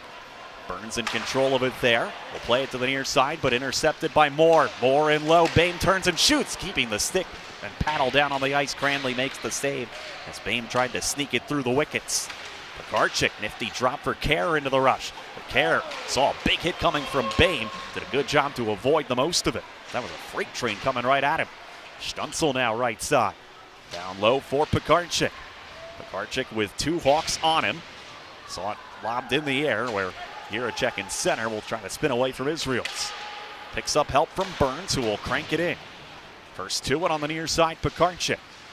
Pekarchik able to win it from Renzel. Centers one all the way across and firing wide of the target. Dvorsky. Heck of a look there. One Slovak to the other. Pekarchik and Dvorsky been good friends for a long time, and you see some of that chemistry there. Blues right back in. Carbonneau a snapper off the stick of Renzel as he was looking for Dvorsky again. Dvorsky has the attention of 3 Hawks. Got it across. Save made by Berezhnoy as Jiricek leaned into that one-timer. Much like his brother in Minnesota, those Jiricek boys sure do have a cannon from the blue line. Holmes now across the O-zone. His pass off the stick of Gagne. Next on the scene in low is Mishiak. Mishiak trying to one-hand to point position. Kuzmin holds the zone. Cranley now in the trapezoid. Will roll it up the far side. Levshinov arriving off the Chicago bench with it. He shoves Jiricek down to the ice, and now Levshinov all the way in deep, centers it toward the front. Puck is loose and skates. Levshinov still staying after it. Has control again as he circles the wagons. Levshinov to the right side. Gets space. He fires, and Cranley's got it in the mitt. 10:07 remaining in period 2. With that, I'll hand the keys to the car over to you, Dana Gray. Thanks, Ryan. Yeah, we're keeping it even and balanced. I think we're doing a good job. A Blues and Blackhawks broadcast. And the Blues are also going to make a goaltending swap as Matthew Kaprowski will get his first action of the Prospect Showcase. A showcase and training camp invite for St. Louis, who spent last year with the Owen Sound Attack in the OHL. Cranley exits after making 13 saves, and a few that were not so easy. Some good desperation stops as Cranley closes out his Prospect Showcase. 1-0 lead here for the Blues. They got the goal from Stenberg back in the first period. A couple of power plays either side, but nothing doing. St. Louis going to left to right for you. There's Kuzmin in his own zone. He'll go D to D to the former Belarusian Artyom Levshinov. It gets touched in to the left of now Matthew Kaprowski, Ontario native, 18-year-old. Blues up through center with some speed down the left wing side. Stützle has it stuck at his skates. He'll flip it cross ice past Pridham and then held in at the left point by Kerr down the boards. Blackhawks looking to clear. They get it up as far as the Blues bench and get the puck deep. Here's Anthony Kerr, a Winnipeg native. Chucks it down the wall. Levshinov having none of that. He'll backhand it up the boards, hoping for Thompson. Instead got Peterson, who keeps it alive for the Blues. Levshinov everywhere in the D zone. Now watches the puck find the stick of Lardis. He'll leave it off for Aiden Thompson. Pulls up along the wall. The trailer is Ashton Cumby. He'll fire off the stick of Peterson. It catches back glass. Quick answer by Lardis, who then gets knocked out in front. Put the shot off. Kaprowski makes his first save. Here's Oliver Moore in the slot. Plays it to himself. Right circle. Back out in front. Lardis just couldn't touch it home. Cumby pinches down the boards. The lumbering 6'5", 216 defenseman. Now the puck back out to center. 8.5 to go in the second period. 1-0 St. Louis in day 2 of the Tom Kurvers Prospect Challenge. This will be it for the Blues after tonight. Hawks will take on the Wild tomorrow. Down the wall. Good shot from the defenseman Ryan Mast, a newcomer to the Hawks organization. Was with the Providence Bruins for the majority of last year. In the neutral zone, Peterson and Cumby come together. Back forward is Mast, one of the few right shot defensemen in this Hawks organization. Van Acker steals, dances into the zone, finds a trailer. Misiak's shot was blocked, followed up by Cumby. Puck still loose to the slot, and Rinzel will get to it and keep it in the zone. Off the skates of Van Acker. Down low, Spellacy wiped it in front. Nobody was there for the Hawks. And the Blues can clear off the skates of Harding. You can start to see Blackhawks forwards building a little bit more chemistry with every shift that goes on in game action. Harding finds Boehm in stride to the right circle. He's going to swing wide of the net. Had Misiak in front, tapping for it, and then gets a deflection on Harding's shot. Into the corner, Rinzel. The defenseman down below the goal line. He'll pull up at the circle, look across the ice. Harding shoots and scores! The vision of Sam Rinzel finds his defense partner, Tage Harding, who pots it and ties the game at 1. You mentioned the vision of Sam Rinzel to find Tage Harding all the way on the other side of the ice. And Tage Harding had time to corral this puck and then fire it dead center. That's how far out of position St. Louis goaltender was, and Chicago is finally on the board. It just felt like this was coming for about 5 or 10 minutes as the Hawks have just, with each shift, as you mentioned, Dana, they've just been building a little more confidence, and you could tell Blues were a little more on their heels, and all it took was that one quick turn and quick edge work from Rinzel. And boy, there's a lot of reasons for Chicago to be excited about big number 6 on the blue line. McIsaac's going to keep it in for the Blues on the ensuing shift. Shot from the point, blocked in front by Ryan Gagne, and the lefty will flip it up, hoping for Israel's in stride. He dances onto it at the circle, pulls up. Trailers Kuzmin had to bunt it back to Israel's, whose shot never made its way through. Levshunov goes down to the slot, tries to keep the puck in the zone. Gagne boarding along in front of the Blackhawks bench, and here's Dvorsky. He'll ladle it into space. Gaudette, the defenseman, leads the rush. Here's Carboneau right circle. Fan of the shot. That allows Kuzmin to clear. Too far for Green. Green following against Adam Jiricek. Turned over to Thompson, fresh off the bench. He'll grab it. Dangle in behind the net. Aiden Thompson, the former Denver product. Thompson along the board. Sidesteps most of the check from Jiricek. It keeps it moving for Green. In the high slot, Green to himself. Delaying as Chicago continues to make a change on the fly. Green at the blue line. Holds the puck, leaves it for Pridham. Changes the angle and wires one that might have gone off either the mask of Kaprowski or maybe even the crossbar. I thought that might have been iron. It looked like it wasn't going right on the path of Kaprowski in the net there. But again, more of the same from Chicago as they've played a couple of those bumper shifts back-to-back after the goal. Really have had the Blues hemmed in that zone. We're going to have our necks kinked from looking down to our left as much as we have. Yeah, Chicago's really settled in this hockey game, especially after that goal by Tage Harding. You can see the ice is slowly starting to tilt in their favor after a few really good shifts in a row for Chicago. Robertson into the Chicago zone. He'll leave it back for Yeko. Pulled up along the boards. Got past Lardis, and he'll chase. Quentin Burns back into the blue zone. Carried up and ahead by Fisher. He'll knock the puck deep. Stanislav Berezhnoi out of his net. Kept it moving. Harding, the goal scorer, over the blue line, delayed offsides against St. Louis. Yeah, it certainly seems like Chicago's settled in, and kind of how you expect maybe things to go in the first period, with the Blues playing just yesterday, earning a 6-4 win. Big collision in the blue zone. Going down was Lardis. He took a big body check at the offensive end. That was Simon Robertson who laid the shoulder on him. Good to see Robertson play with that physical edge after. Van Acker into the skates of Moore. This is that top line, though technically on the line sheet they are the second line tonight. We did point that out before the game of Van Acker, Lardis, and Moore. All semantics, you know. Just seeing who they can fool. It all depends on where the ice time is at the end of the game. That's how you know. Harding's got to skate back for a puck. Berezhnoi will come out into the slot, move it for Rinzel, who had the primary apple on the goal for Tage Harding. He had the puck on the far boards and found Harding all the way on the left side of the offensive zone to tie the game at 1. Dvorsky corrals in. He's got Carbonneau in stride. Berezhnoi once again goes for an adventure and clears out to center. He's got good edge work, does the Russian goaltender. Kuzmin into the zone. He'll pull up with Bame.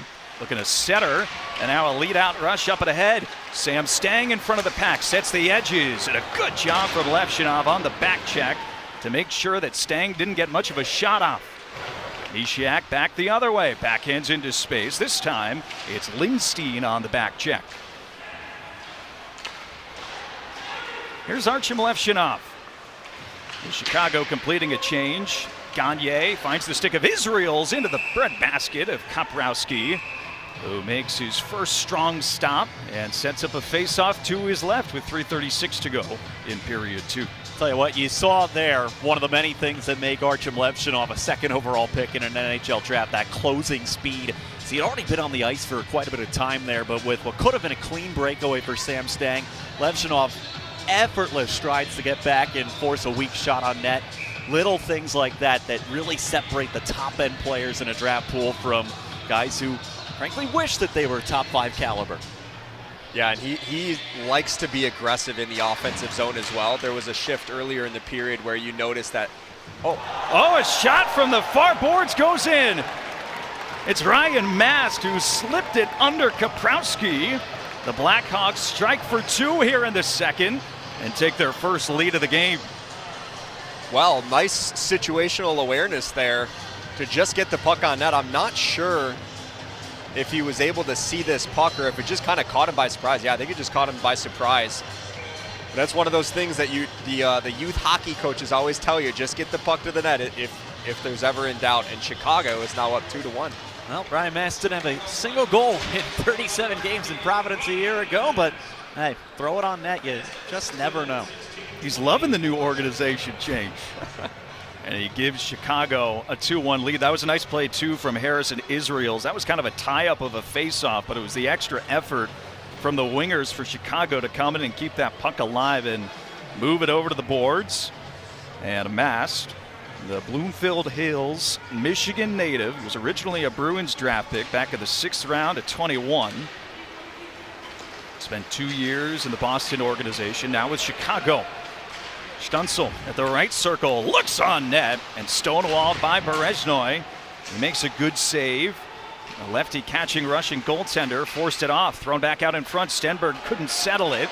Travels all the way out to Burns at the blue line, and then ladled back out to center.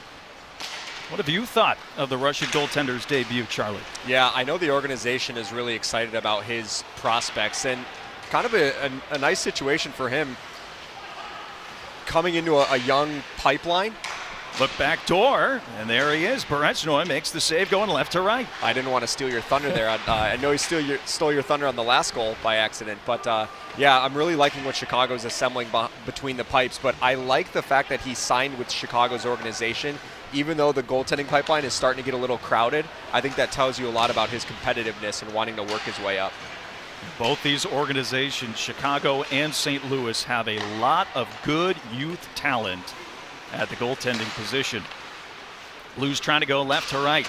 Settled by Kaskamaki in front of his bench. He'll cross corner dump. Harding swats at the puck, got it back out to center. Thompson dodges most of a check and leaves it for Green. Back out in front. Rinzel and a glove save made. The defenseman was trailing into the slot. Now Thompson tries to find it at the circle. Rinzel, he'll hold it. Dance up to the blue line, has Harding behind him. Rinzel showing off the edge work, goes cross ice again, was hoping for Thompson. And the Blues intercept, carried out by Fisher. You can see the confidence of Sam Rinzel wearing the C tonight in the offensive zone. He's super responsible defensively as well, but he picks his spots to get low in the offensive zone. I don't think I ever saw him once last year with the Blackhawks have his stick on his knees looking tired. Like he was logging 24 minutes a night seemingly, and he was doing it effortlessly. Robertson, he'll leave it back for Juracek at this circle. Left side, Lindstein. Deep slot. Shot was blocked in front. Kuzmin might have got a piece of it. Bereznoy lost his stick, and he's forced to make a stop without it. He puts the Trapper on top with a little bit of traffic in front of him. 1:10 to go in the second period. 2-1 Hawks. A good battle there from Bereznoy as he had some traffic right in his kitchen. Again, looked like Robertson found his way in there. Finishing my point on Simon Robertson earlier, it was actually in a game in Rockford's building last year, Dana, that unfortunately saw Simon Robertson's season come to an end. He missed about half the AHL season, a couple of different injuries that really set him back. He was really excited, though, when I got a chance to see him post-game last night. He's completely healthy and ready to really leave that injury-riddled first year of his North American career behind him. Here's Kuzmin, who runs into the stick of Robertson. Blues left to right. Levshinov gets strong against Susuev. And it falls for Kuzmin again into the final minute of the second period. Kuzmin D to D. Breakout pass from Levshinov off the stick of Morneau. He didn't get to touch on it. They call it icing. And the Blackhawks will have to stay back out on the ice and set up for a D-zone face-off. You get a look at Nick Lardis. A lot of folks excited in Illinois about the 20-year-old. And by the way, he told us this summer that he officially hit 6 feet. So he is now, yeah, he was very proud about that. He's no longer 5'11", he is 6 feet. All jokes aside, that is something that is quite a talking point for the 18, 19, 20-year-olds making the jump into the NHL. 6 feet can go a long way. He does look every bit of 6 feet from up here. He does look like he's bigger the last time I was in this building and watched him play. Stang shot through traffic, might have hit Peterson up high. He was engaged in a battle with Levshinov. Lardis taken down along the far boards. 23 seconds remaining in the period, which has seen Chicago score twice. 2 goals from 2 defensemen. Stang across the ice in between the legs of Dorian. He'll retrieve it, chuck it in behind the net, falls for Dmitry Kuzmin. Check that, it's Van Acker. Feeling pressure from Stang, wiped it down low, 5 seconds to go. Blues trying to get a shot off, but a good stick from Van Acker, who then takes the hit to make the play and cancel out the rest of period 2. And Oliver Moore comes in to help out Van Acker as Peterson and Burns are right there for the Blues. Van Acker just trying to make sure that Burns' helmet's on correctly. Dana, I think they got a penalty somewhere down there at the tail end of the period. I'm not sure if it was Burns or Van Acker who's going to pick up the penalty, but they were both engaged and really locked in late in that period. And the referee, it looks like AHL referee Jim Curtin working the game tonight. He had his arm in the air, and I believe it's going to be on Burns. And if my inclination there is right, the Hawks are once again going to start a period with fresh ice on a power play.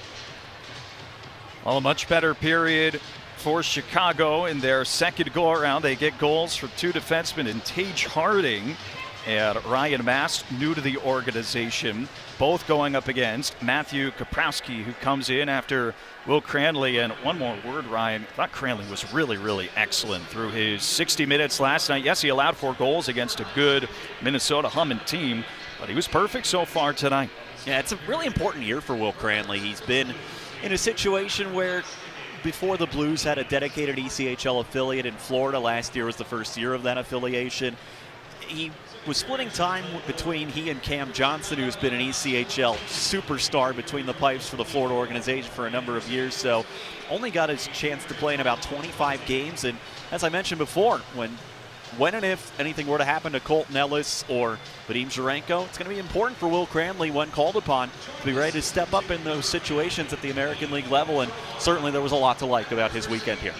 Well, Charlie, it's exciting times for both organizations. And in Chicago, there's been a few coaching changes over the last 2 or 3 years up and down across the organization. We're going to toss it to an intro video to Jeff Blashill in just a moment. But before we get to that, what are you excited about what the veteran head coach can bring to the Chicago bench here in this upcoming season. Yeah, I'm actually very excited about this hire by Chicago because I think what I appreciate about Jeff Blashill is he has been a head coach at seemingly every level, and when you're inheriting a young roster, you want that built-in comfortability factor of a guy that's going to step into that locker room and command the room. And I also love the fact that he spent the last 3 seasons learning under one of the best, if not the best, NHL head coach right now in John Cooper over in Tampa Bay.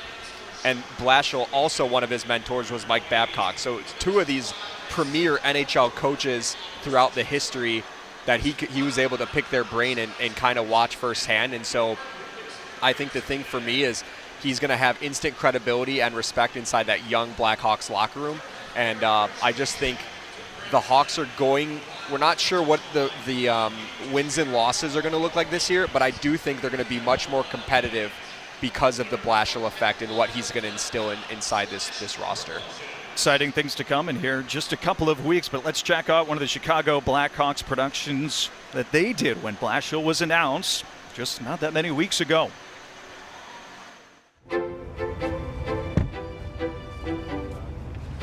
Thanks everyone for being here today. It's a really exciting day for the Chicago Blackhawks organization. We're very excited and proud to name Jeff Blashill the next head coach of the Chicago Blackhawks. For me, this job at this moment with this team was the exact job that I wanted. How do you feel about coaching in this type of city, and how soon could you get to that championship level? Is that my welcome to Chicago? Yes, welcome to Chicago. Yeah, I appreciate that. In time, this great city of Chicago and our great Blackhawks fans, we can deliver a championship level team, and I look forward to getting to that moment. Awesome. Thank you, man. Nice job. Yep, thank you. All right, Paul, man, good to see you. Yeah, for sure. Thanks for coming. Yeah. Good crowd here for you. Yeah. Nice A suit too. Yeah. I got lots of these. Yeah, exactly. What's up? How are you, bud? Good to see you, man. You remember Josie? All right, man. Thanks for coming. Yeah. That's the best you got for shoes nowadays? Well, what happened in the old days? I recruit 20-year-olds, buddy.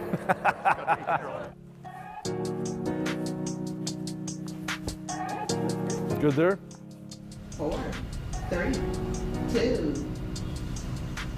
I am with the new head coach of the Chicago Blackhawks, Jeff Blashill. Congratulations. Yeah, thank you very much. Excited. Has it sunk in? Yeah, it's starting to. You know, it has a little bit, and but certainly being here today, great to get through this. It was a fun experience, but ready to really kind of get to work. So Teddy's telling me your childhood dream. Yeah, this is being the head coach of the Blackhawks. That's that him or you? Yeah. Oh, okay. Yeah. Nice. Yeah. Like that. Yeah. It's actually unreal. This is my favorite team growing up. It's awesome. It's a great building. Yeah. Right here, and then we're staring at you. Oh yeah, I got it. Suite right there. Right. Oh yeah, I got you. Yeah. Okay. You give it that. Right give it that. Get him out. Get him out. 1, 2, 3. To be able to come in and spend this last 24 hours has been awesome. Great experience, meeting a whole bunch of new people yesterday and kind of continuing on here today is awesome. It's Johnny's first day. Oh, no way. Mine too. My favorite thing in coaching is to help people reach their fullest potential and to help the team reach their fullest potential. And so, certainly with that, we all love the win, but I love to see that growth in people and that growth in teams. So really look forward to that piece of it. So are people just approaching you with, come here for a beef sandwich, come here for deep dish, all the usual checklist of Chicago things? I had my share of both of those during my time visiting. So yes, I know my some of the spots. I'm looking forward to finding some more. Mulligan Hall, Chicago Sports Radio's Jeff Blashill joins us now. Good morning, Coach. How are you? Good morning. Thanks for having me on.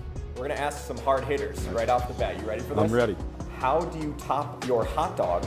And which is better, Chicago pizza or Detroit pizza?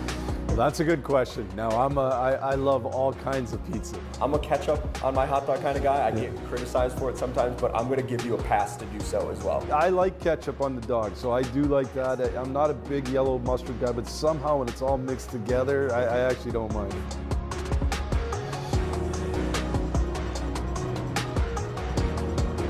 You savor these moments as a coach to coach in a city where people care. When you win in a city like Chicago, it's extremely special, and because of how much the fan base cares about this team. So I can't wait for that opportunity, and to be on the correct side of the fans here at the United Center will be fun.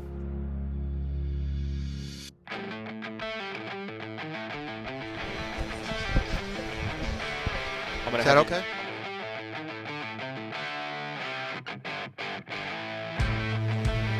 Is that good?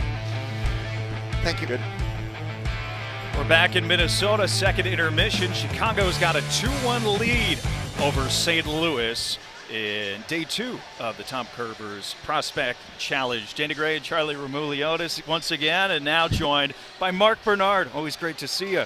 Member of the Blackhawks brass, the vice president of affiliates with the Blackhawks. Bernie, how you doing? How's it taken in game 1 here of the prospects for the Blackhawks? It's been great. I think we've gotten better kind of as the game's gone along. We were a little on our heels, I thought, the first 4 or 5 minutes, but that didn't surprise me with St. Louis having a game last night, getting their feet under them. So it took us a little time, but I really liked our second period. Thought we were moving the puck well.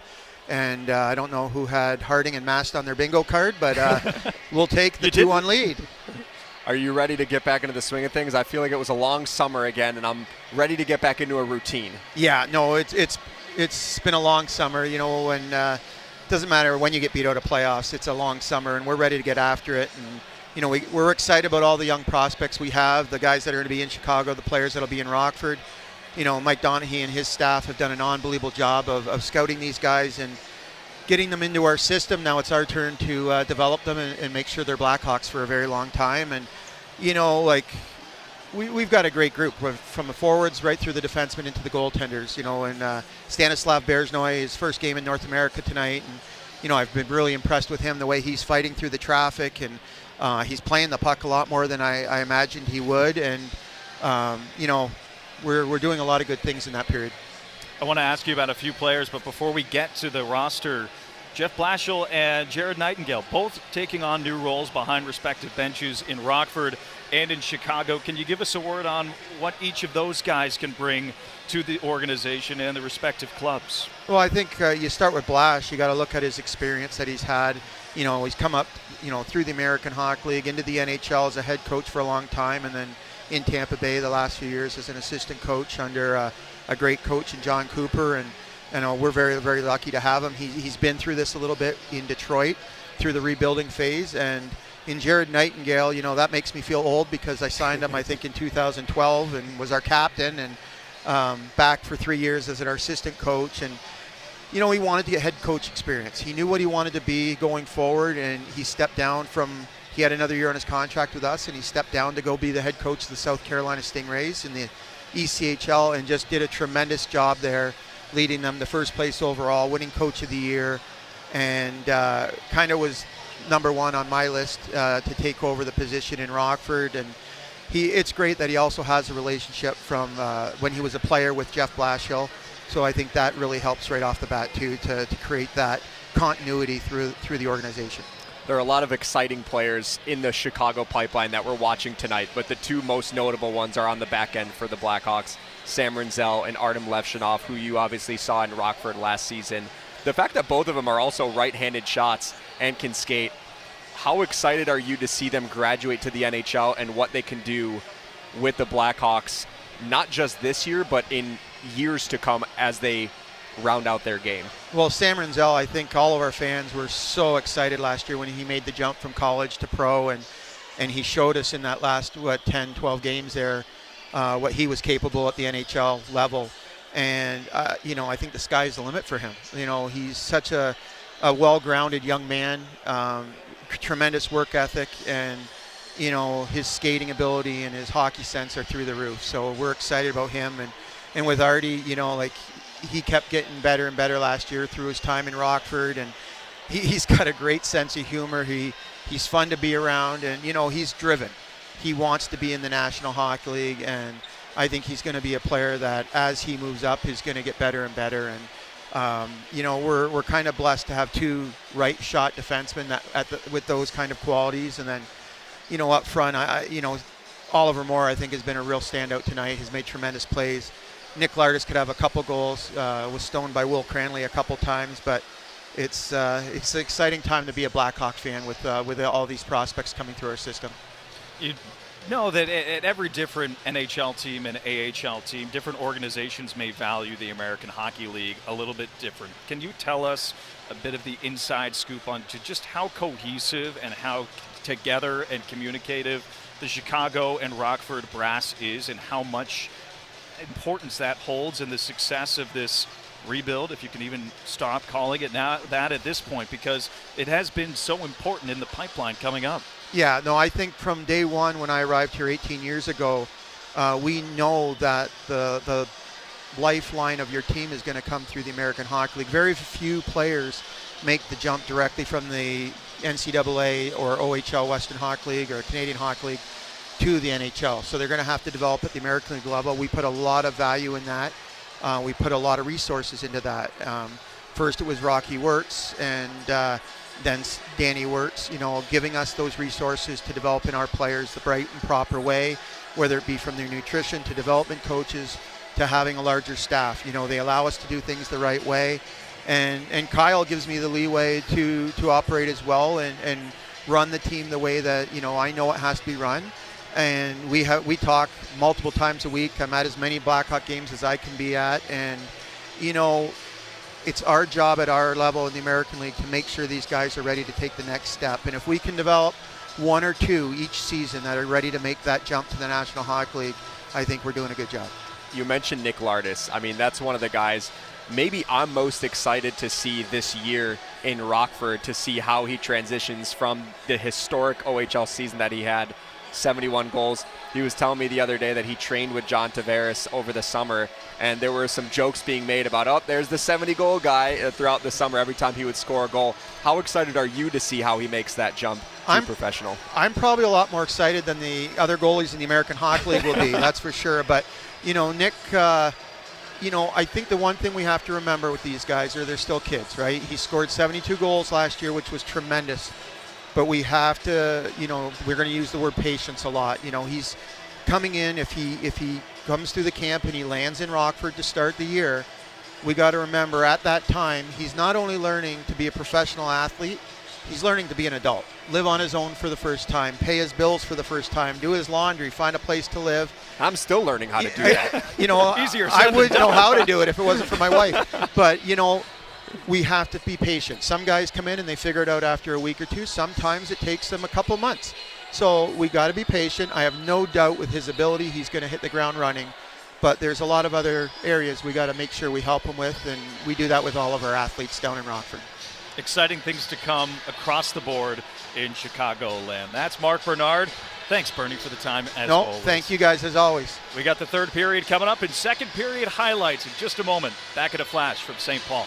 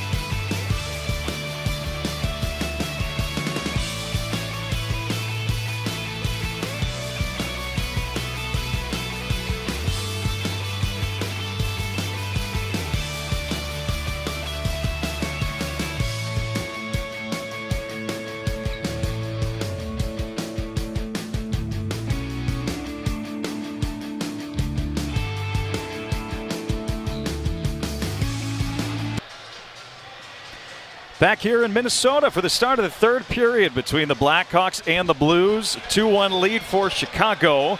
And they got all their goals in the second period. You could tell right from the get-go of that last frame, they started to find their mojo a little bit. Yeah, much better second period for the Blackhawks than the first, where we were just talking to Mark Bernard. It felt like the first 5 or so minutes in the game, Chicago had a tough time finding their legs.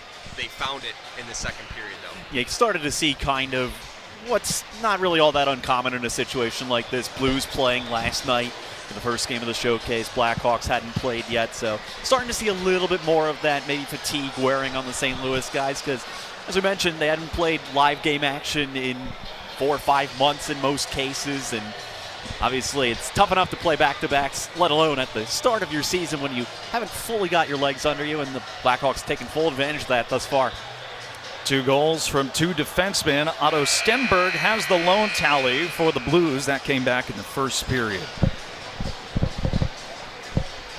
And it will be a power play to start things off for Chicago with Quentin Burns in the box. He got that right at the final whistle of the second period with a scrum ensuing right in the neutral zone. The Blues will clear the puck to start off this third period. Dana Gray, Charlie Remuliotis, and Ryan Smith with you.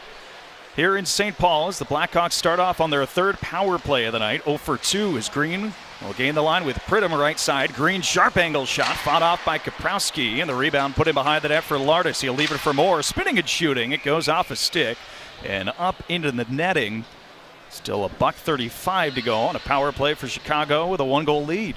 Great eye by you, Ryan, that the Blackhawks were going to get another fresh set of ice power play. Let's see if they can do anything with it in the final 1:35.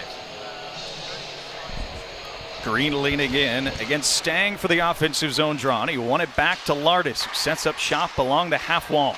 Plays catch with Oliver Moore. Back down low for Moore. Fake the twirl towards the net. Rinzel, one-timer, glove stop made. Kaprowski, he saw it with the trapper. Not a lot of traffic there in front. So Oliver Moore, you see him, I think he started in the bumper role on the power play and then kind of transitioned to the net front role, which sounds silly because he's more of an undersized forward, but he actually played a lot of net front in college on the power play. And then we also saw him obviously on the penalty kill earlier in the game. So he's kind of like a Swiss Army knife with that, with his speed, but also not afraid with his hands. He could play that down low position. Rinzel sprints over, saved the puck for a moment, but then it was knocked back out to center by Kaskamaki. Blackhawks recover with Pridham at center. Moore falls down and punches it around to the near side boards. Lardis follows, couldn't get through Gadet. And the Blues will clear it all the way back down the sheet. A minute into the third period. 2-1 lead Chicago. Halfway through the minor penalty to Quentin Burns, the Blues defenseman. Rinzel getting ready to start the approach left to right. The righty defenseman will weave his way up to the red line. Slingshot it back for Green. Green to gain the zone. Stick handling through 2. He'll pick it up along the corner boards. Now Moore trying to dig it free. Good stick lift on Kerrer. Keeps it alive for the Blackhawks for a moment. Now it bungos its way out into the slot, and Gadet will clear it back down. One thing I've noticed all night on the Blackhawks side of things is there's just that confidence and that poise from both Rinzel and Levshunov. Young guys who are not playing bashful at all. It's Levshunov now on with the second power play unit. They've only got 8 seconds to work with. Van Acker down the left wing side, cuts to the middle. Spellacy at the dot, looked to throw it in front for Boehm. That was blocked by a stick. Levshunov back net front. Stick stop made by Kaprowski, and then he finds the rebound just as the penalty expires to Burns. So we'll hit 5-on-5. 2 minutes into the third period, another strong Blues penalty kill. That's an important kill for St. Louis, just to try to stem a little bit of the tide. As we said throughout that second period, it just felt like there was a real big shift in the momentum of the game, not just because of the goals, but because of the pressure, the continuous action in the offensive zone. It really forced Cranley and, by extension, Kaprowski to be on their game. McIsaac's breakout pass goes off the heel of Kaskamaki. He's got to be picked up and skated to center by Dvorsky. Look at him go into the offensive zone. Kuzmin blocks the shot. Levshunov tried to knock it up the boards. Now has to go into retreat. Kaskamaki off the skates of Levshunov. Blues with it in the offensive zone. Now make free for Kuzmin. Misiak along the boards will slam it in. Out of his net goes Kaprowski. Looks to move it up along the wall. Kuzmin couldn't hold the zone and does his best to block Kaskamaki without getting an interference call. This is Tage Harding. He opened the scoring for the Blackhawks. Joined the Ice Hogs of the AHL after his college season ended last spring and got in for some good regular season time. Excited to see what the big lefty can do with a full season and a full runway here up into pro hockey. He's listed at 6'6", but man, he looks taller. I was standing next to him on the plane today, and that guy's a big dude. Just feels like the prerequisite to be a Blackhawk prospect on the blue line is you need to be 6'3" at minimum. They're all towers out here. One-timer by Burns. He flubbed it a little bit, hit a body in the slot. Pushed up the boards. Mishak will complete the job for Otto Stenberg, the Swedish 20-year-old. Moves the feet, gains the zone. Makaric's shot fought off by Berezhnoy. And then the Blackhawks can clear to center. We heard from Mark Bernard during the intermission. He was really pleased with the Russian goaltender's debut here with Chicago. Pushed into the Blackhawks zone. Rinzel, a tight turn to get away from Pekarczyk. Too far for Israels, and Burns wins the race. That's icing with 16:28 to go. There were some late flurries for St. Louis and Minnesota in that third period last night, Ryan. That was a great back and forth game, considering it was probably the first organized hockey a lot of those guys were playing in quite some time. Yeah, it was quite a different game from what we've seen so far tonight. This has been much more structured from both teams. Minnesota really played a chippy game, trying to bait St. Louis into a lot of post-whistle things, and I think that actually ended up playing into the Blues' advantage, and it was a real Justin Carbonneau style of third period. He ended up being the hero. The first-round pick, which has Blues fans uber excited. He jumped right onto the scene last night and made good on it. Kaprowski hounded by Gagne down low at the goal line. Juracek looking for options. This will be held in by Cumby, but he couldn't get much good wood on it. Now the Blues counter right to left. Leading the rush, Gaudette trails, hit with a high stick from Gagne. The ref was ready to blow it dead, but Gaudette had the shot attempt, so we play on. This is Ryan Mast, who has the game winner at the moment. Sidesteps a check, and he'll peel off, let the Blues break out, avoiding pressure. Peterson with a nice move to get away from Pridham, who then follows it up, regains possession for the Blackhawks. Green in on the attack. Stopped by Robertson in the neutral zone. Thompson at red will sling it back for Mast. Watched closely. Up into space for Thompson. Trying to duck away from Kerr. Green going cross ice behind Pridham. Now the Blues counter back. Down a goal in the third period. Kuzmin's quick re-entry. Thompson couldn't complete the play to get into the zone. And the Blues will go back the other way. Both teams completing changes. Van Acker fresh onto the ice. Chugs down to left wing. Slides it through the crease. Followed up by Levshunov at the right point. Thought about almost playing it to himself, he looked like. Kind of an in-between play. And the puck rolls back down to the right of Berezhnoy. Levshunov again with an area pass for Lardis that gets intercepted by the Blues. Dvorsky chugs his way to the circle. Levshunov's stick breaks it free. Down low, St. Louis hit on the attack. This is Carbonneau looking for options. Slings it cross ice, tapped in front, and a great stop made by Berezhnoy. He got it with the right pad on that tap little deflection. This top line's been really good, moving the puck laterally for the Blues. Another shot attempt sealed up by the Russian goaltender, this time for the right wing. That was the best sequence of the night, certainly for the Dvorsky unit with Kaskamaki and Carbonneau, but also the best sequence of the night for me from Berezhnoy. Big save there with the right toe on Kaskamaki in almost the exact same spot where Kaskamaki scored a game-tying goal last night on the power play. You see that vision from Dvorsky again, though, on a play like that. He has that shot, but he also has that pass, and Berezhnoy was really alert to get that pad out there. Face off of the Blackhawk zone, one back by the Blues, and a shot from the blue line. Fisher is stopped. That one looked like it handcuffed Berezhnoy just a little bit. It's that awkward one as a goaltender that it's going across. Almost like making the choice of going backhand or forehand. He makes it look easy.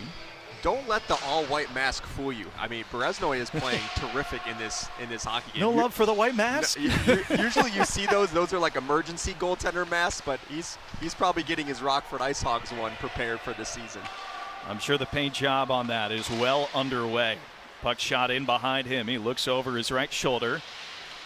Watches as this Blues forecheck continues to go to work. Spellacy looking to clear up at the point. Got past Fisher, and Rinzel will lead the rush. Knocked out of midair by Boehm. Trying to center, he had Mishiak, and at the last second, before harm could be done, Carbado comes back and saves the day. And a whistle. I think we're going to get a penalty here.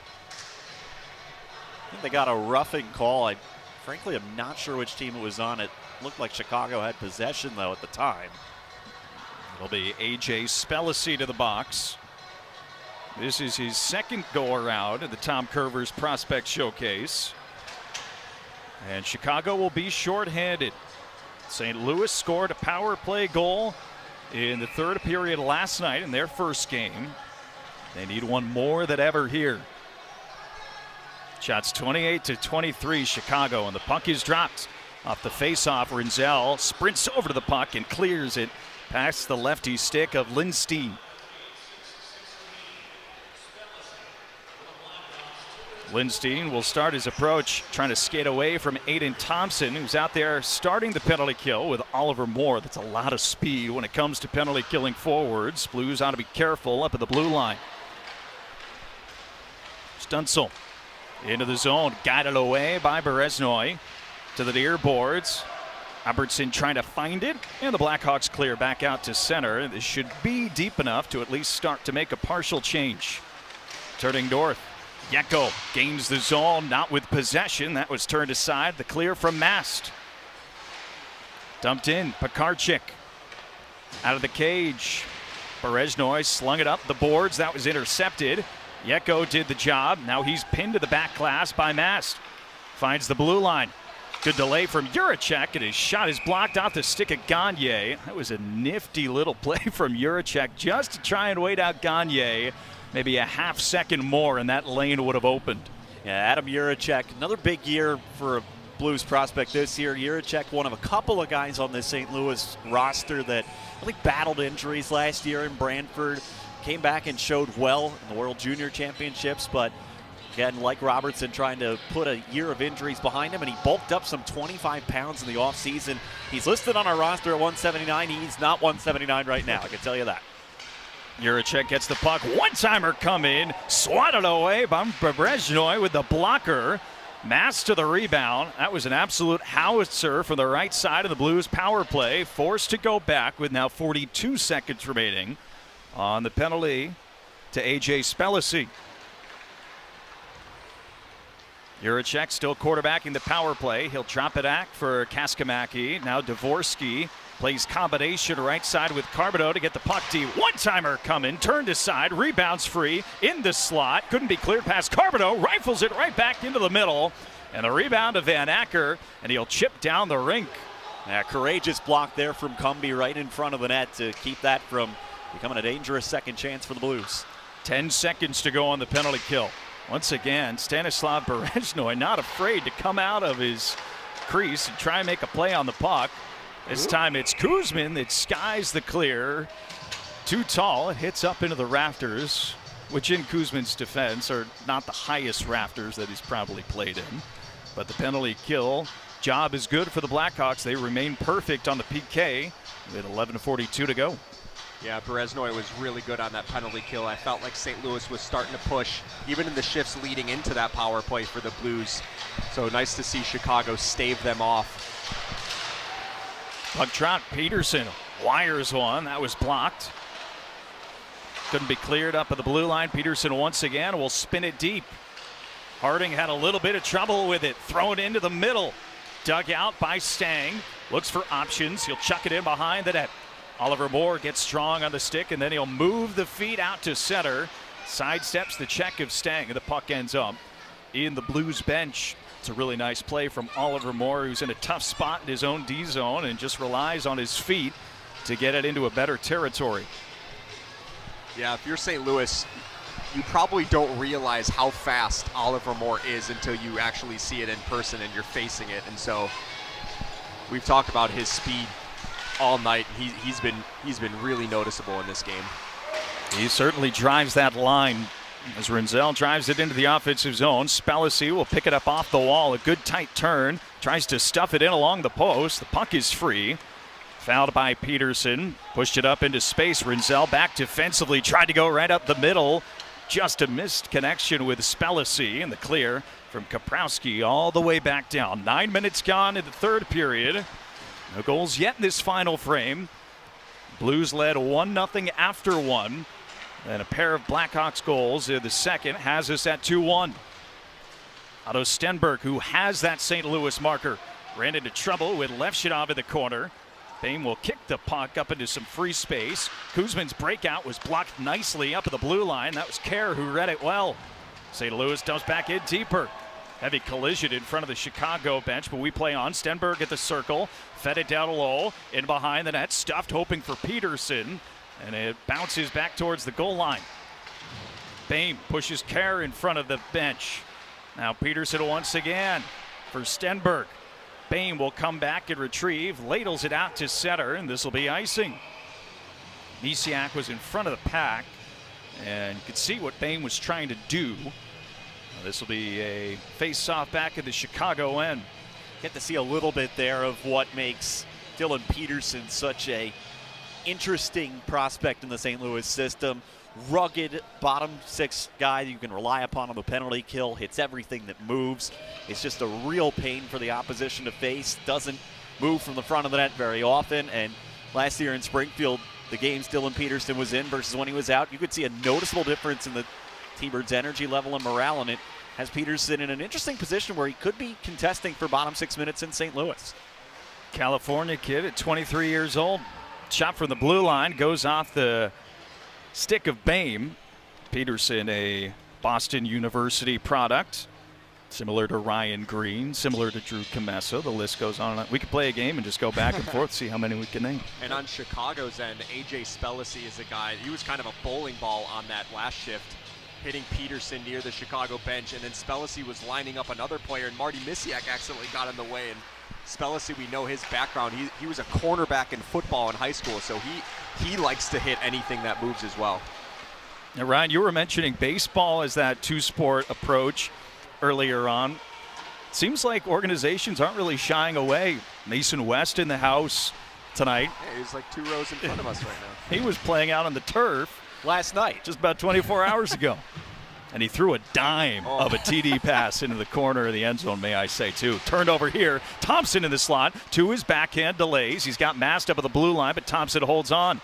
Cuts to the slot. One-timer by Pridham is sealed up by Kaprowski. But that's nice to see organizations not scared of the two-sport athlete idea. I think a lot of people nowadays actually encourage more kids to continue playing at least as much as you can up through high school and even beyond. Yeah, and I think with Mason West specifically, I like that he went back to high school for his senior year to play quarterback, because all of his teammates were relying on him, because they're like, we have state title aspirations. And so once he invests all of his energy into hockey, similar to what A.J. Spellacy is doing now, I feel like the sky is going to be the limit for him.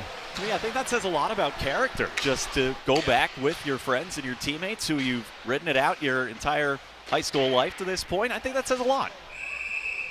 Good reactive save there from Kurkowski, whose initial rebound went off the back glass and then popped back out in front of him. Yeah, the Blackhawks are going to have a good Thanksgiving team football team at some point here down the road. They did during development camp. They did have a volleyball tournament, right? And Mason West was throwing some TD passes to A.J. Spellacy. They were going. I think. Oh, because Spellacy also plays receiver. He played both receiver and cornerback. So it was yeah.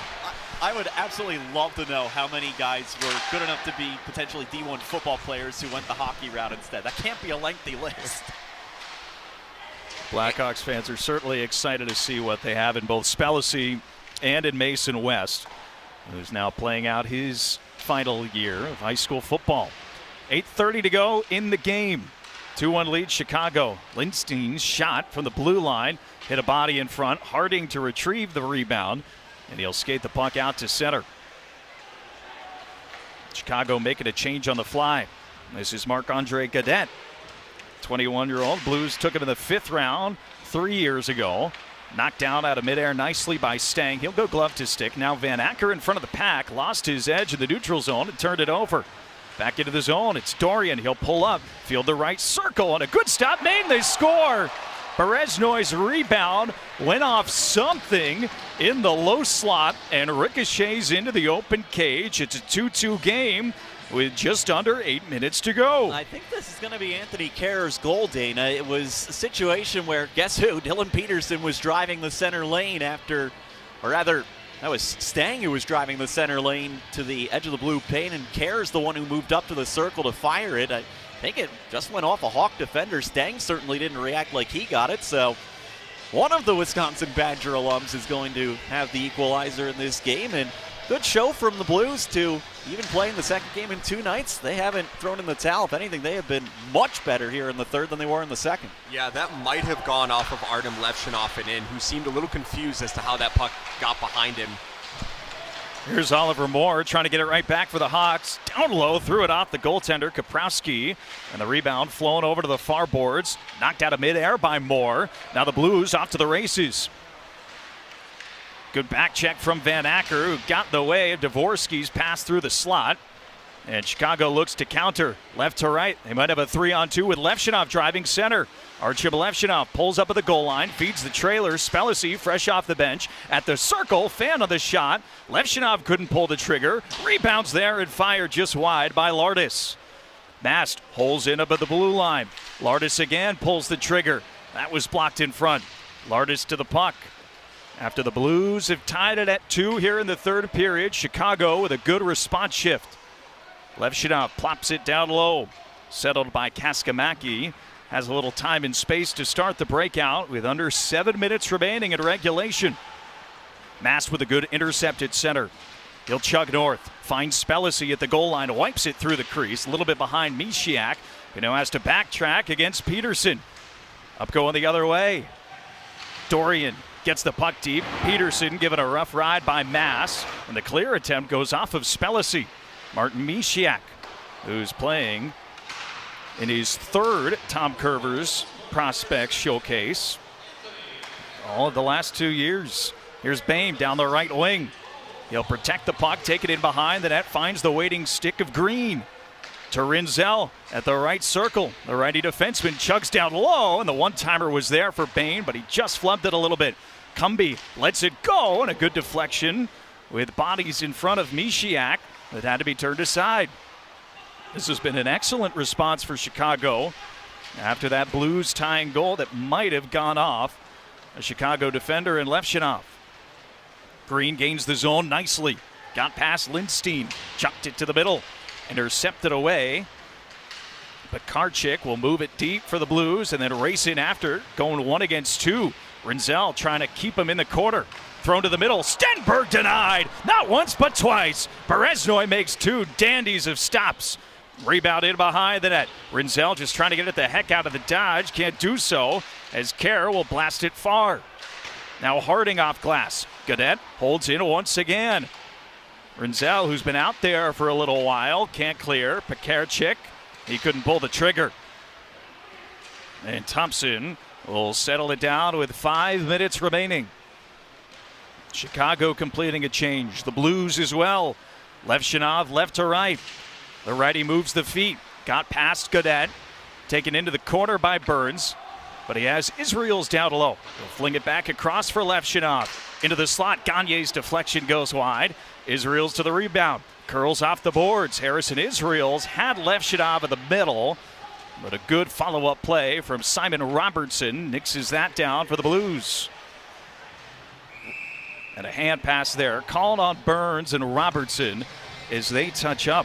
All of a sudden, the pace of this is felt not so much like a mid-September game. We went from 4th to 5th gear in the last 5 minutes here for both teams, really, and it's been really, really exciting to see. And I go back. I have about 17 thoughts in my brain from the last 5 minutes, but I don't think there's any question Otto Stenberg's been the best Blue on the ice tonight. He's been in the middle of everything happening offensively. If it wasn't for Bereznoy there, he would have had his second of the night.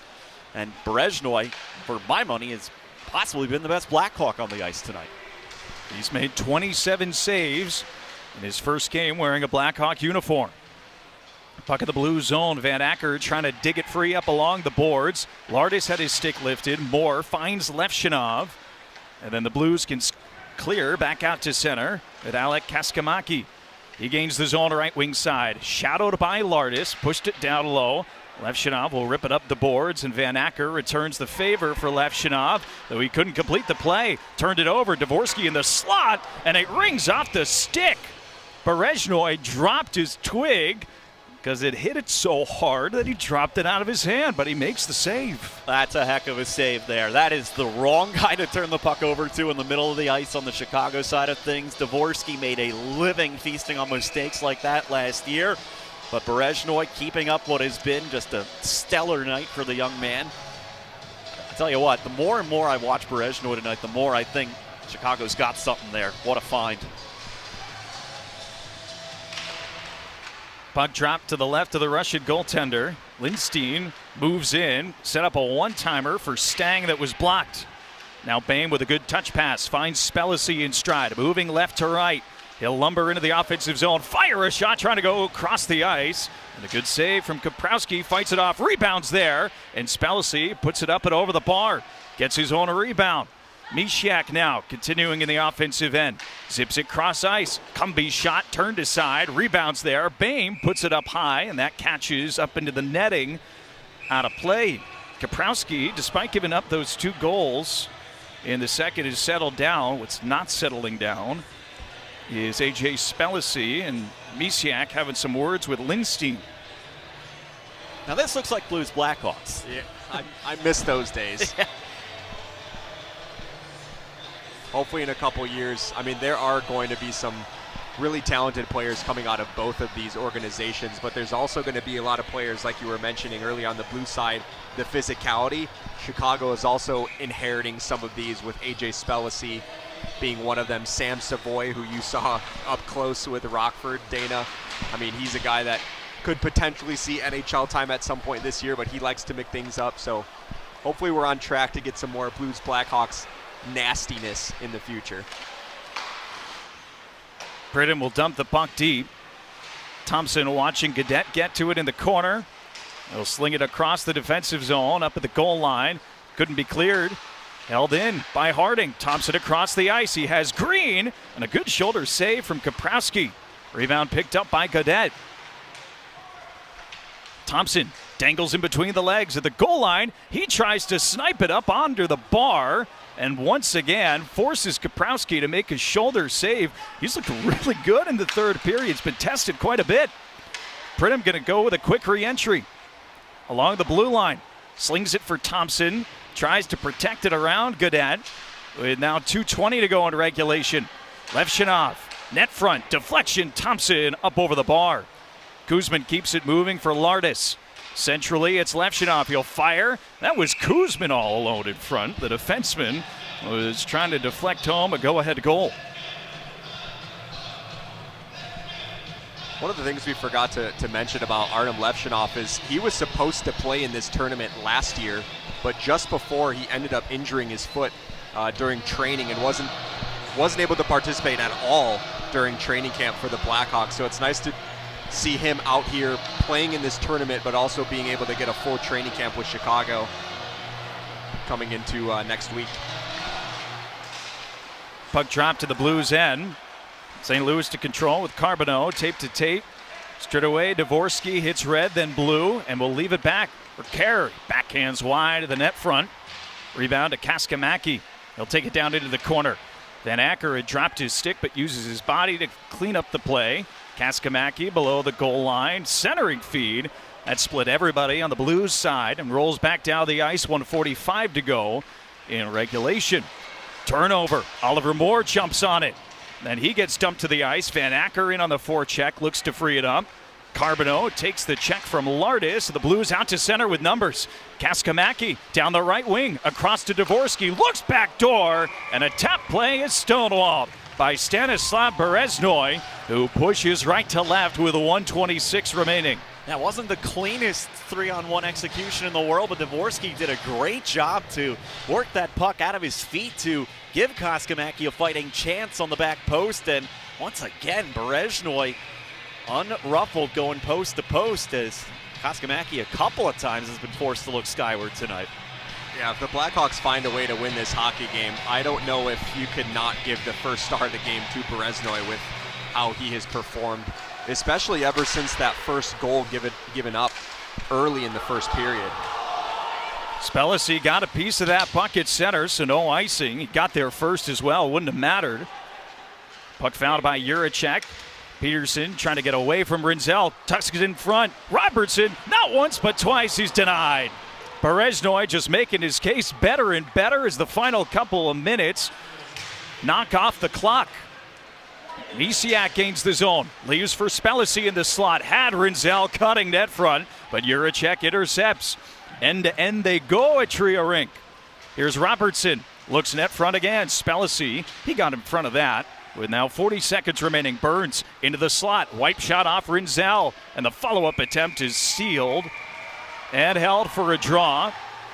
You can tell that the pot is starting to boil a little bit as this game has gone on, and the competitive energy on both sides is there. A few more scrums. You gotta love it. Even in a situation where the results of these games ultimately don't matter much, try telling that to these guys. Justin Carbonneau said 2 days ago, before the Blues even left to come to Minnesota, they're treating this like they want to go 2-0. That's the mentality. And you could see it on their faces after the win last night. It was as if it was a regular season win. And you just love to see this, and I'm sure the GMs in the building certainly love this fire. Blues won 6-4 last night against the Wild. That's the opponent of Chicago tomorrow, a 3 o'clock puck drop here in St. Paul. 22 seconds to go in a 2-2 game. Cutting through center, Thompson couldn't get it into the zone, left it back. Stunsel, he'll try and chuck past Levshinov. He keeps his edges and does a nice job to clear back out to center. 8 seconds remaining. Thompson, cross ice, onside play. Kuzman delays. Kuzman shoots off a body. Green is denied at the whistle by Kaprowski as that rebound popped high and he caught it in his mitt. They show .3 on the clock. Yeah, to your point earlier, Dana, after Kaprowski was sort of thrown into the fire there in the second period, had to get himself warm, but since he has gotten warm, he has matched Bereznoi pretty much shot for shot for the last 25 minutes or so. Just a formality here as Thompson and Stunsel lean in, and we are headed to overtime, but not without punches and jabs thrown between the two guys taking the face-off. This competitive energy has been so cool to see in these final 20 minutes. It feels a little bit different than the opening 20, and of course we've touched on it, how St. Louis, having the game last night, had a little bit more mojo and jam. But I think both fan bases have things to be excited about that we've seen through 60 minutes. I've been coming to these tournaments for several years now, and these are always very chippy games because you have guys that are trying to make impressions on their organizations, not just trying to make the NHL roster, but fighting for roles, whether it's in the minors or their junior teams, whether they're outperforming their level of expectations. And so no surprise to me that there's always some chippiness in these games for these young prospects that are trying to make impressions for their organizations. By the way, big point for each of these groups, right? In the standings.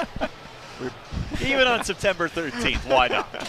I'll tell you what, this could be a lot of fun, though. 3-on-3 with some of the firepower offensively. You got first-rounders all over the place on both sides. I feel for Kaprowski and Bereznoi. I think their lives are going to get a little less fun in the next couple of minutes.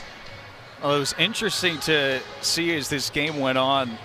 You know, obviously the hockey world is so small. There's certain guys that play together at certain colleges maybe you played against once in a while, but you build that hate and you build that even at this stage. And like you were saying, Charlie, a few minutes ago, that's what you want to see. That's what you want to see of the David Backus and Jonathan Taves getting a hold of each other in the scrums and those sorts of things that lots of fans have fond memories of blue and red jerseys going against each other. Absolutely. And I grew up watching that rivalry too, so it even predates even the dynasty era for the Blackhawks. It's just inherently a hatred between the two sides, and I think the fan bases have fun with it too. Like even where Chicago I'm a Chicago guy. Like we see it with Cubs and Cardinals too, right? It's just Chicago, St. Louis, and so it's always fun to watch it translate onto the ice, that feistiness.